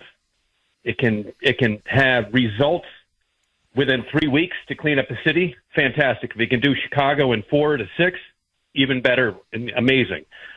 But it needs to be something that will last for years to come. And the only way you're going to do that, Jeff, is to follow the money. And we have to have this Doge effect on any politician or anybody that's holding office, such as a DA, a mayor, or, an AG that is involved, judges everywhere, with taking Soros money. We have to follow the Soros money path all the way down to all of these judges. And we know that Soros is a domestic terrorist, the whole organization, which is the Open Society Foundation. And they are basically following the rules for radicals all the way down to the T and period of that book, which is essentially dedicated to Satan.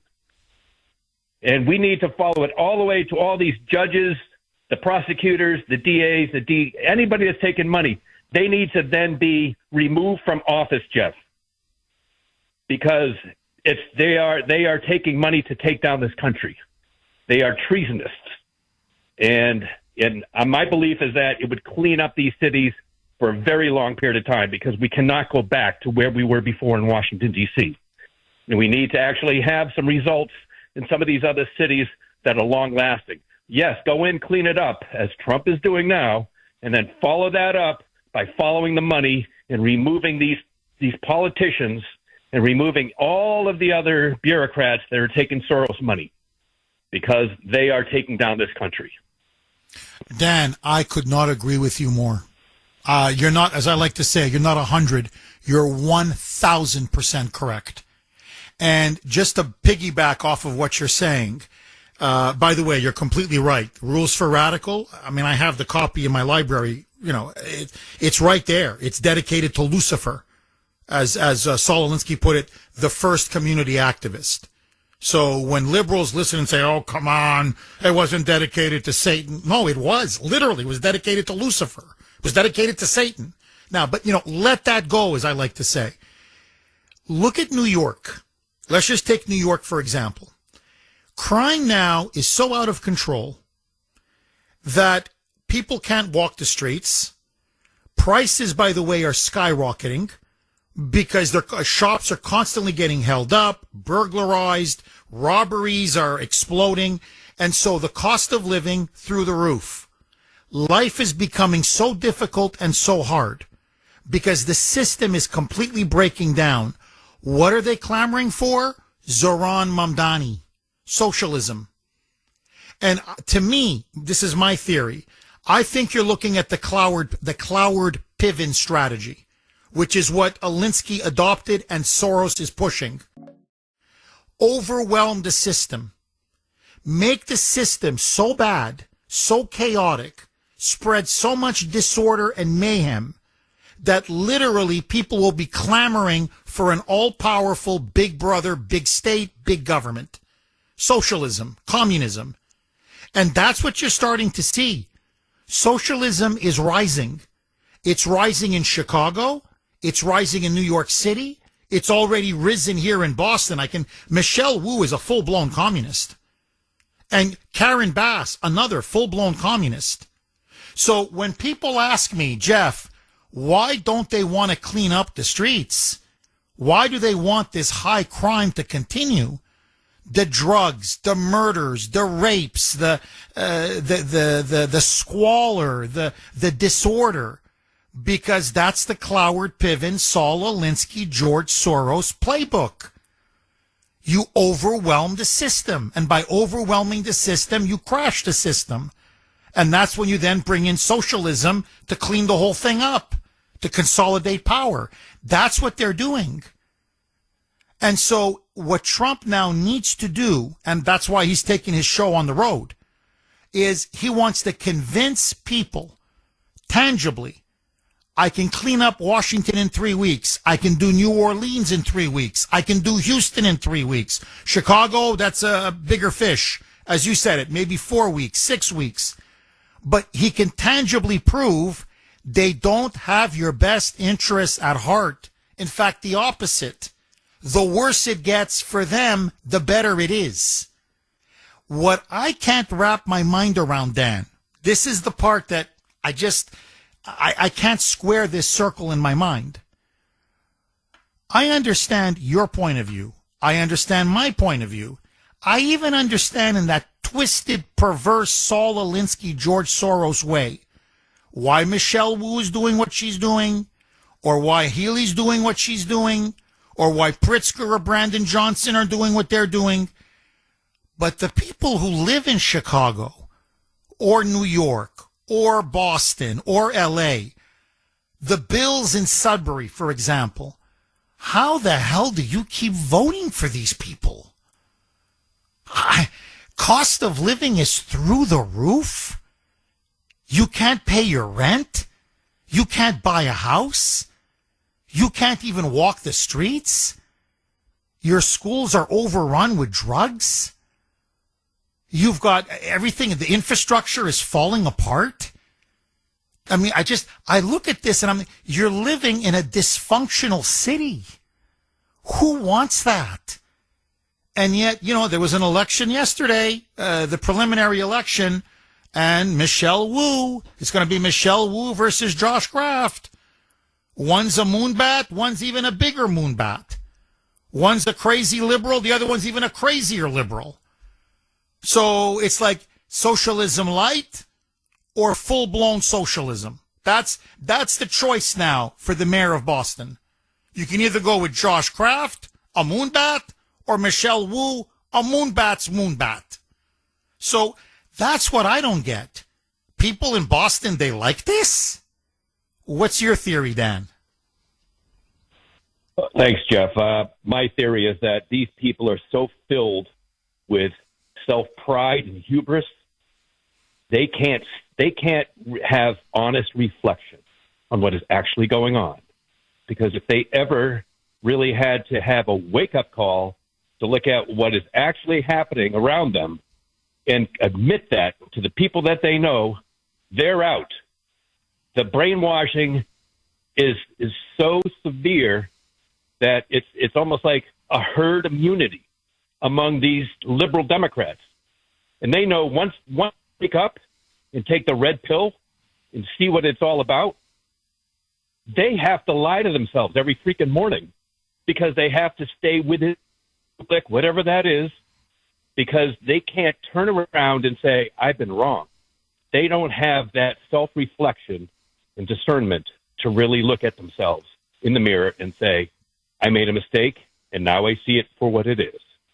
And in the Bible, this level of pride and hubris, this is a great sin. And they are it's a not deadly going sin. Oh, you're completely right. It's a deadly sin. In fact, to bring it full circle to your original point, that was the sin. If you remember, Lucifer, I don't want to get too, I don't want to make this Sunday Bible school here, but Lucifer was the greatest of God's angels originally. He was the most glorious. He was the most capable. He was the most spectacular. And what did him in? His hubris and pride. He thought he could be God. And that's how he became Satan. In other words, really what the Bible is saying is of all the deadly sins, and they're deadly, but the deadliest of the deadliest is the sin of pride, the sin of hubris. And I think you nailed it. I think that's the heart of socialism, and that's the heart of communism. They believe they can replace God. And if you look at most liberals, they're secular. They have no religious faith whatsoever. What's their religion? Their liberalism. What's their religion? Their church, the Democratic Party. So for them to admit that they're wrong, that they're being led astray, that this is in fact a disaster, well, that's an existential crisis for them. That's like telling an Islamist, don't believe in Muhammad anymore. Don't believe in Islam anymore. It's almost going to drive him to a nervous breakdown. And I think that explains so much. Great call. Dan, thank you so much. Okay, joining me now, as she always does at this time, Dr. Grace, putting liberals in their place. Grace Voto, full disclosure, and yes, I married up. She's my better half. Grace, how are you? I am very well, Jeff. Thank you so much. And a big thank you to Sandy for all she did during our time of needs, Jeff. I mean, she it was outstanding. incredible that she was there for us. Outstanding. Outstanding in every way. And I can't thank her enough. I've thanked her privately, but I want to thank her publicly as well. Grace, I got to ask you, let me just go right to it. Trump has succeeded in cleaning up crime in D.C. It took him less than a month. He wants to take it to Chicago, to Boston, to New York, to L.A., to Atlanta, to Seattle, to Portland, to all of these blue cities everywhere. Every single mayor, every single governor, Democrat mayor and governor, is saying Trump is not welcome, the National Guard is not welcome, federal law enforcement's not welcome. They're basically saying we don't want the crime to go away. Why? Why don't they want to cooperate with Trump and have him bring in the National Guard? Jeff, what Trump has done is absolutely brilliant, and the game is up now. He has shown the country and the world that America doesn't have to have a crime problem, that this can be resolved. And so now you actually have the governor of California, the governor of Maryland, the governor of New Mexico. They're saying, we don't want your help because we're going to bolster law enforcement. So Shazam! Now they're going to do it. Now they want to do it. Guess what? It's because now they must do it. There is a public outcry. Trump is the only one who responded to it. His success shames every blue state governor, every blue state mayor, and they have no choice now but to actually resolve the situation. But they don't want to let Trump get the credit for it. So that's what the game is going to be now. It's all politics for them. Any honest person, any honest leader would say, yes, we need the help. Come in and help us. Let's get it done. Who cares who gets the credit? They don't want to give him the credit because he can sail, our party, the Republican Party, can sail to a huge victory if this success keeps shining through. What do you say to the argument, and you and I agree on this completely, but let me just play devil's advocate. What do you say to the argument? Pritzker makes it, Healy makes it, Hochul makes it, Newsom also makes it as well, that sending in the National Guard, say to a city like Chicago or New York or L.A. or Boston, if it's not invited by the governor and by the mayor, then it's illegal. It's a constitutional overreach on the part of Trump, and that he's de facto behaving like a military dictator. What say you? That, in other words, it's an invasion. As Pritzker put it, you send the National Guard to Chicago, it is an invasion, and we will treat it like an invasion. What say you? That is absolute nonsense. He should do it, and if they want to battle it out in court, let them battle it out in court. And by the time they do so, he'll have shown the public that this is a situation that could always have been resolved. And that's really ultimately, Jeff, what they're terrified of. Because as we know on this program, what Democratic leaders want to do is they want to keep the people in a subservient position, in a weakened position. They don't want strong American individuals free and safe, because the more that happens, the less dependent they are on the government for anything. And so this is why they need to keep their agenda in place, and in order to do so, they're going to use any argument they can think of to prevent the public from seeing how easy it is to actually resolve the crime problem. Trump should just ignore them and go ahead and do what he needs to do. The public supports him. You know, Don Lemon did an interview in the streets of Baltimore. Don Lemon, formerly of CNN. And the people were saying, yeah, we want him to come. And it is because they have failed. They have failed to do their basic job as leaders. Grace, I know you said to me last night you found yesterday's show very difficult to listen to. After a while, you couldn't listen because of what happened, as I described, the bloody murder, the slaughter of Irina Zarutska, a Ukrainian refugee, a legal immigrant. She was on that light rail car in Charlotte, sat down in front of DeCarlos Brown, 14 times arrested, a career criminal, a violent schizophrenic, a violently mentally ill man, and from behind, completely unprovoked, he stabbed her in the neck 3 times, and she literally bled to death right there on the train. I've got to ask you this question. Many people are now saying it is time for Congress to step in, and Trump says he supports this, to pass legislation to make these liberal, soft-on-crime, pro-criminal judges responsible and accountable for their decisions. And so that magistrate judge, Stokes is her last name, Teresa Stokes, who released this savage into the public, and he went on to then murder Irina Zarutska, that she should be removed from the bench, and that, yes, she should also go to jail, because had she not let him out, had she not let Brown out, Zarutska would be alive today. Is it time now to have judges face the consequences of their reckless, irresponsible, negligent decisions? Jeff, yes, I agree with that 100%. There should be a basic standard. For example, when you have a criminal that we know that he has this violent record, this is known, and then there is a crime that is repeated based on a judge's decision, that is an act of negligence. That judge did not do the job properly. At a minimum, instant removal, but there should be more consequences than that. And I think we've got to get tough on these judges, because this crazy ideology gets innocent people killed. It is unacceptable. That is an outrageous story.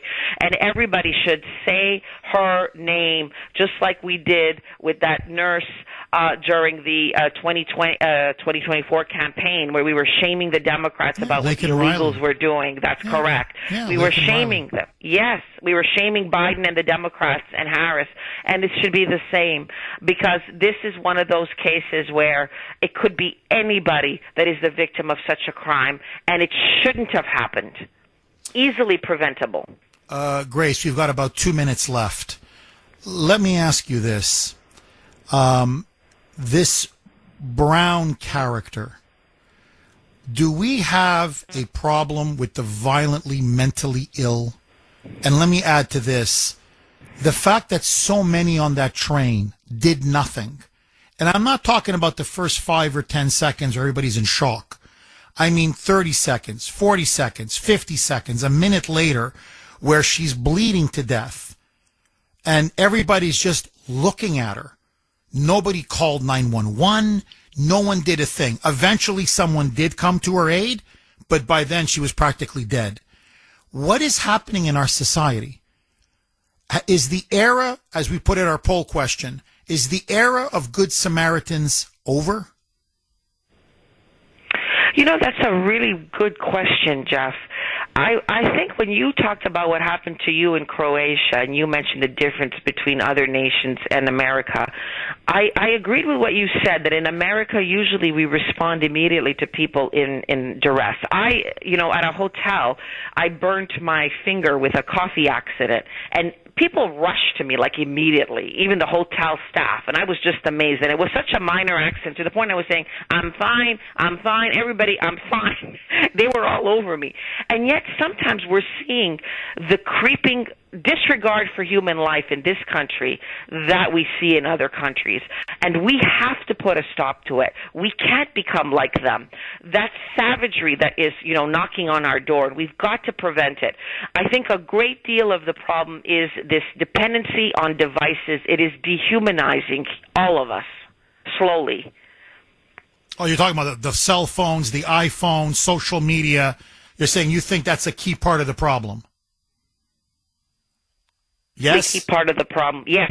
Sorry, Mike is dying to cut you off. Mike is 20 seconds, 50. He loves it. He loves it if he could cut us off. Dr. Grace, thank you so much. We'll talk to you again next week, same time, same place.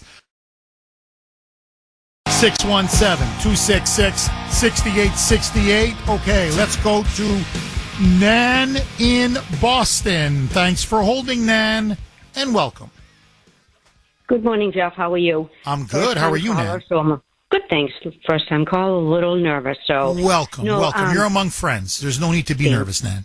Thank you. Grace and another caller prior have my same mindset that, that I think, make no mistake, because this is a spiritual battle of good versus evil, period.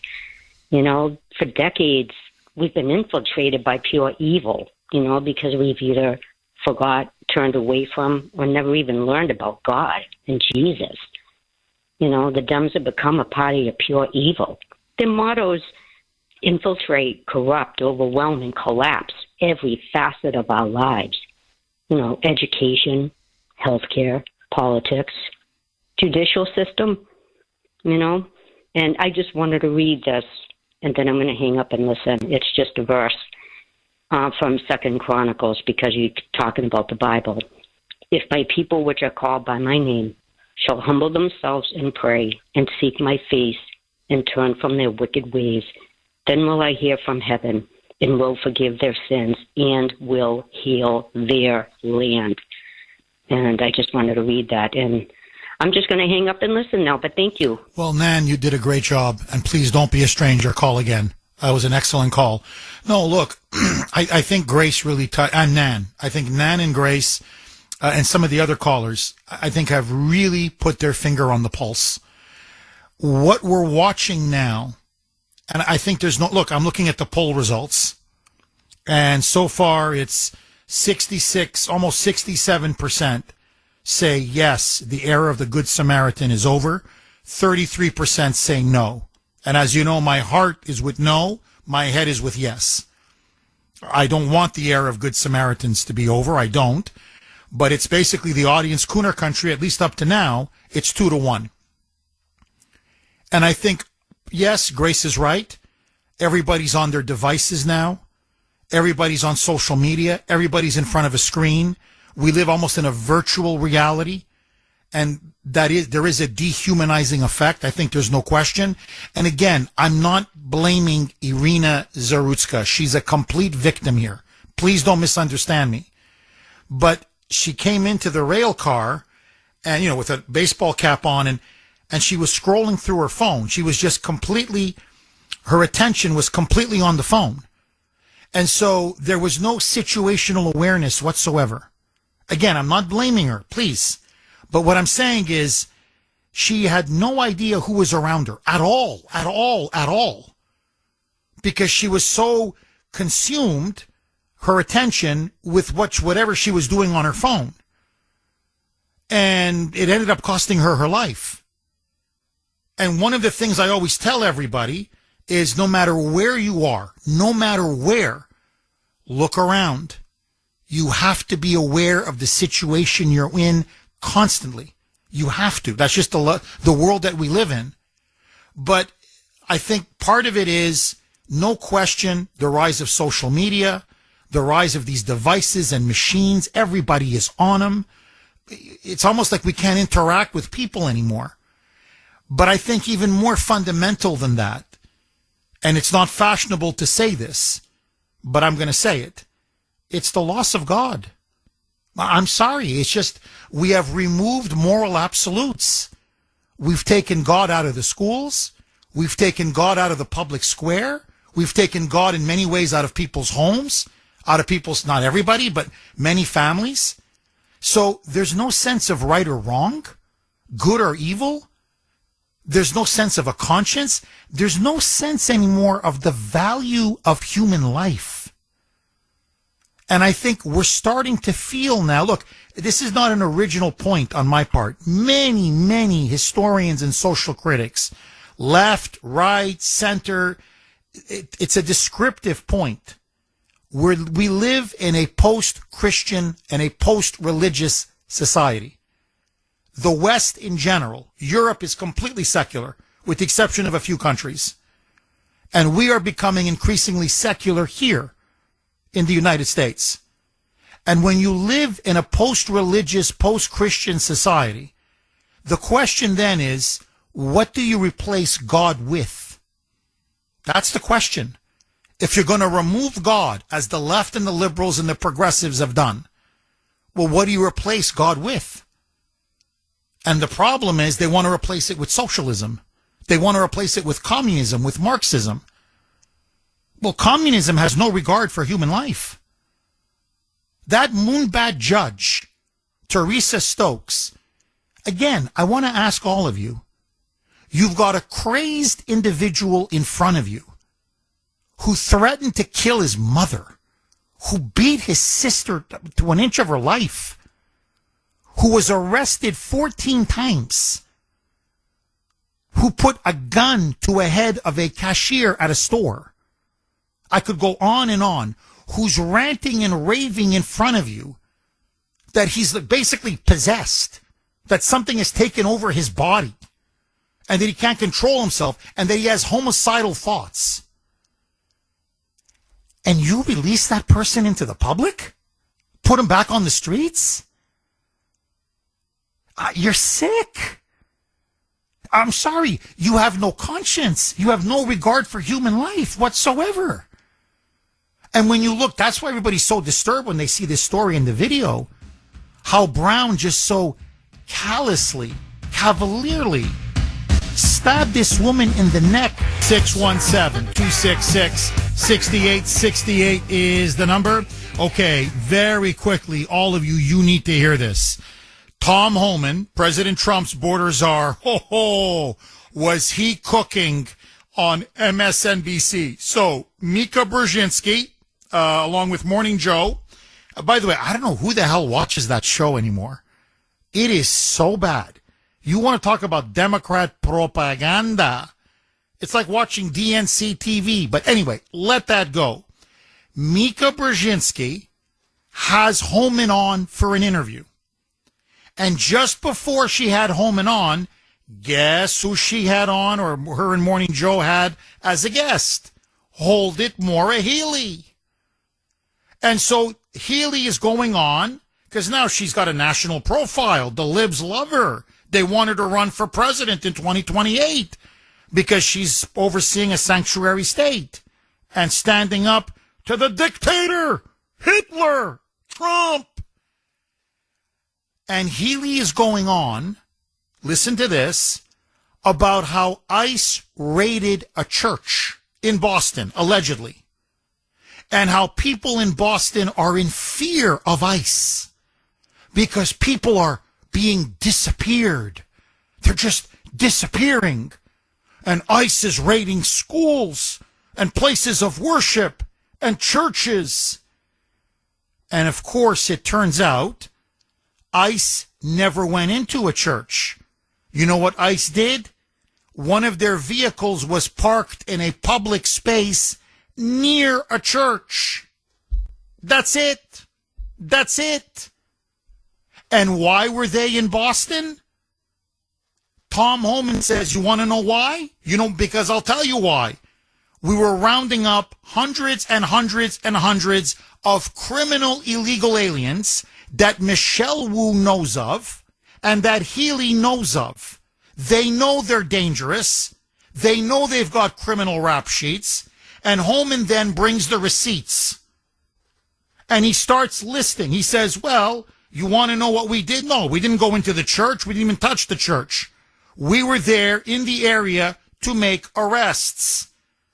And he says, let me tell you, the people that we arrested over the last 48 hours in this big raid now taking place in Boston, Operation Patriot 2.0, illegal aliens arrested. This is what they're wanted for. Aggravated rape, molesting a child, aggravated assault on a minor, aggravated assault on a pregnant victim. And he starts listing one after another, crime after horrific crime after horrific crime. And so then Holman says, so I'm quoting him directly now, quote, so Mayor Wu and Healy ought to be calling ICE and thanking them for making their streets safer, protecting their community, and taking these people off the street. They've been turning a blind eye to this. So rather, as he puts it, than going back and forth and saying ICE has got a car parked near a church, which is ridiculous, because ICE is looking for criminal illegals exactly like this. Literally, rapists, murderers, and child molesters. Listen now to Homan say, when Healy comes on and says people are being disappeared, which Mika Brzezinski repeated, saying, but ICE is coming in there and people are just being disappeared. What's happening to them? This is kidnapping. Listen now to Homan's fiery and brilliant response. Roll cut 12, Mike. I also, with respect, sir, thank you for the information that you have shared on this show, but we would appreciate all of the information, all of it, all of the data that you say you have. I've done this show several times. Every time I'm on your show, I speak with integrity, I speak with honesty, and I speak with facts. The bottom line is, because of all this false narrative, and you using the term disappearing people, well, is that's disgusting. What's happened. That happened to the group that was sent to El Salvador. U.S. citizens get arrested every day. U.S. citizens get arrested by police every day. Are they being disappeared? No, their laws are being enforced. They're being arrested. They're being put in detention because they committed a criminal offense. Not like what you're doing. Not even close. We're enforcing the law and arresting people here in violation of law that are public safety threats. That's not disappearing people. That's enforcing the laws of this country and making this country safer. Bingo. I mean, literally, that's what this is to show you how insane the media and the left has become. So if I arrest someone here, this broke just maybe 20 minutes ago. Trump now is calling for the death penalty for DeCarlos Brown. Okay, the killer who murdered Irina Zarutska, that poor Ukrainian woman. Saying, no, I don't just want him arrested. I don't want him just to be put behind bars. I want him to get the electric chair. I want the death penalty. Now, this happens in America all the time. American citizens, and DeCarlos Brown is an American citizen, get arrested for all kinds of heinous crimes all the time. Now, by their logic, they're being, quote unquote, disappeared. This is the left's logic now. No, they're being arrested, and then they're going to be put behind bars, or I hope in this case, they fry the guy. Okay? But whatever. So, when you arrest an illegal alien and then detain and deport them back, say, to El Salvador, or name your country, that's not disappearing them, stupid. That's enforcing the law. So, are you now trying, is this the new standard? we can arrest and jail American citizens, but we can't arrest, deport, and jail criminal illegal aliens? So what are we supposed to say to a rapist or a child molester? That, by the way, they scooped up dozens of them in Boston in the last 48 hours. Oh, no. Hey, no, we don't want you to be disappeared. No, stay. You want to live next to a school? Let's put you right next to a school, okay? No, near the kindergarten. Yeah, please, go ahead. He destroyed her. And the bigger point is, as Saddam Hussein would have put it, the mother of all points. The more the Democrats and the media show themselves to be pro-criminal, pro-illegal alien, anti-police, anti-law enforcement, the more they lose touch with the common person in America. They are becoming a marginal rump party. Their own anti-Trump extremism is destroying them, and they can't even see it because they're so blinded by their Trump derangement syndrome. So literally now the position of Healy, Wu, MSNBC, and the Boston Globe is to protect child molesters and rapists. Okay, you try running on that. Good luck. 617-266-6868. Agree, disagree. Nick in Weymouth. Thanks for holding, Nick, and welcome. Yeah. Hey, I'm looking at that video of poor Irina. First thing I noticed was, and I didn't hear it until the next day, the lack of any kind of human caring by the people who casually walked away. Now, on the part of them, on the part of the monster who murdered her, this is a simultaneous reaction of dehumanization. Grace mentioned that word earlier. This goes back a long ways because it is part of the communist plan all along. By the way, the gangsters are the ones who run the Communist Party. The people who are being dehumanized are the members of that party, and the races of people, in this case in the United States, the blacks, and currently the illegal aliens, if you will, right? They're all being dehumanized, and they have dehumanized themselves. Not every black person is not like that. Obviously, same with illegal aliens of the Hispanic derivative, if you will, and any other race. Doesn't make a difference. You can be dehumanized, and that's the sad part, and that's what they want. The trademark of a sociopath is someone who has become dehumanized. Psychopath, yeah, that's just another transit where they go from, because after being a sociopath for so long, you become a psychopath. But what I'm saying is, this is what they want. This is what they do. This is what the gangsters who really run it. Do you really think that she really believes in communism? No, he's a gangster.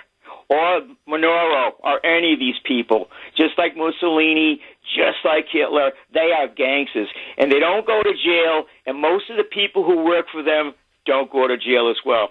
Hey, thank you, Jeff. That's a great point. Nick, that's an outstanding point. Look, how much time left, Mike? Okay, let me just ask all of you this. Say you were a judge, okay? Just indulge me on this. And you released someone, a career criminal, arrested 14 times, who ends up brutally murdering an innocent 23-year-old woman on a train because you let that killer out. Okay, I would be remiss if I did not at least mention it once. I promised my beautiful Ava that I would wish her on air a very, very happy birthday. She turns 13 today, so she's officially a teenager. So I know she's in school right now, but sweetheart, Daddy loves you very, very much. And happy birthday, sweetie. And don't worry, Mommy and Daddy are going to get you a nice gift for your birthday and a beautiful cake.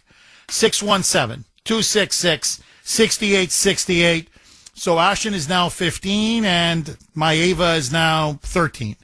You know, they grow up so fast.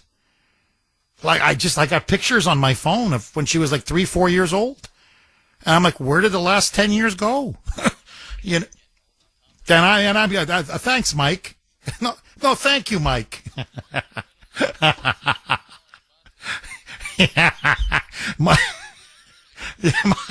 Mike says, and you're getting older now too, because your bones are getting brittle. You fall down a couple steps on a bus and you break your ribs. 10 years ago, nothing would have happened. Thanks, Mike. Really, boy, you really know how to pick me up there, Mike. 617-266-6868. Barbara in Maryland. Thanks for holding, Barbara. And as always, welcome. Welcome back, Jeff. I'm so glad that you're doing well now. Thank you. Welcome Thank you, back. Barbara. I tell you, this has been one great show. You really do have the best callers on talk radio. Your callers, I agree with everything that I've heard, not one knucklehead. And if it was, if you had a knucklehead, it was before I got on, because I agree with everything that's been said. But I wanted to come back before what happened in Charlotte, I can't even look at it anymore. It's so devastating. I grew up in New York, in Queens, and heard the stories of Kitty Genovese running from a man stabbing her, and people yelled out the window. A couple of folks threw some cans out, and he stabbed her to death while people watching. That's the story, but it's become commonplace now. And ever since that Marine saved those people on that train, because that guy was deranged, that the Marine, and look what they put him through, instead of giving him a medal for saving people from possible violence and being killed, to have him go through court. And I think that's had a lot to do with it. But your question that drew me to call is when you said, I can't figure out how to put this square in the circle. Why do they do it? And that is the question that I really thought about. And the Democrat Party has formed the militia that Obama said was needed to fight the army. It should be as equal. And they're violent. This is their army to me. And it's their lasting way of dominance. And that's why they're fighting Trump so much on this, because they have got in these cities such strongholds, and it's through violence and fear and intimidation of the people who live there. And I think it's us, those of us who are armed, our Second Amendment. We have more armed people in this country than any other country, and thank God we do. That's who these people are. I don't know, when I think deep about it, it's like, man, this is Obama's plan coming to place. Look at what they've done, 30 years. They infiltrated the school with indoctrination, dumbed down the generation, dumbed them down. They're either dependents with no skills, getting an SSI check, or they're doing crime. And it's just unbelievable what this has turned into. And they, as your wife said, her commentary was fantastic, by the way. Absolutely spot on. I just love listening to her. It'd be great if, well, anyway, that's another thing. To hear from her more often than just on Wednesdays. But anyway, it's just what I'm thinking. This is how they control. So eventually they'll replace the criminals, give them substance. They'll have housing. They won't have to get out. You see, it's like only the communists, the elites, the people who put this together. That's George Soros to the bone. And one of your callers talked about finding and following the money. Yes, indeed. We need to follow money here in Maryland. So much money to nonprofits that are really, and look at the violence we have here. Barbara, I got to say, it's a great way to end the show, because you're right. Callers were dynamite today. Your call was dynamite. Honestly, perfect exclamation point to the show today. And you're right. It's like they've created now what Obama wanted, his own personal militia, his own personal police force. And these are their shock troops. And that's why you've got Pritzker and Healy and Hochul and Newsom. They're going to fight for them like to the death. They don't want crime cleaned up, and they don't want the illegals deported, because that's their socialist army.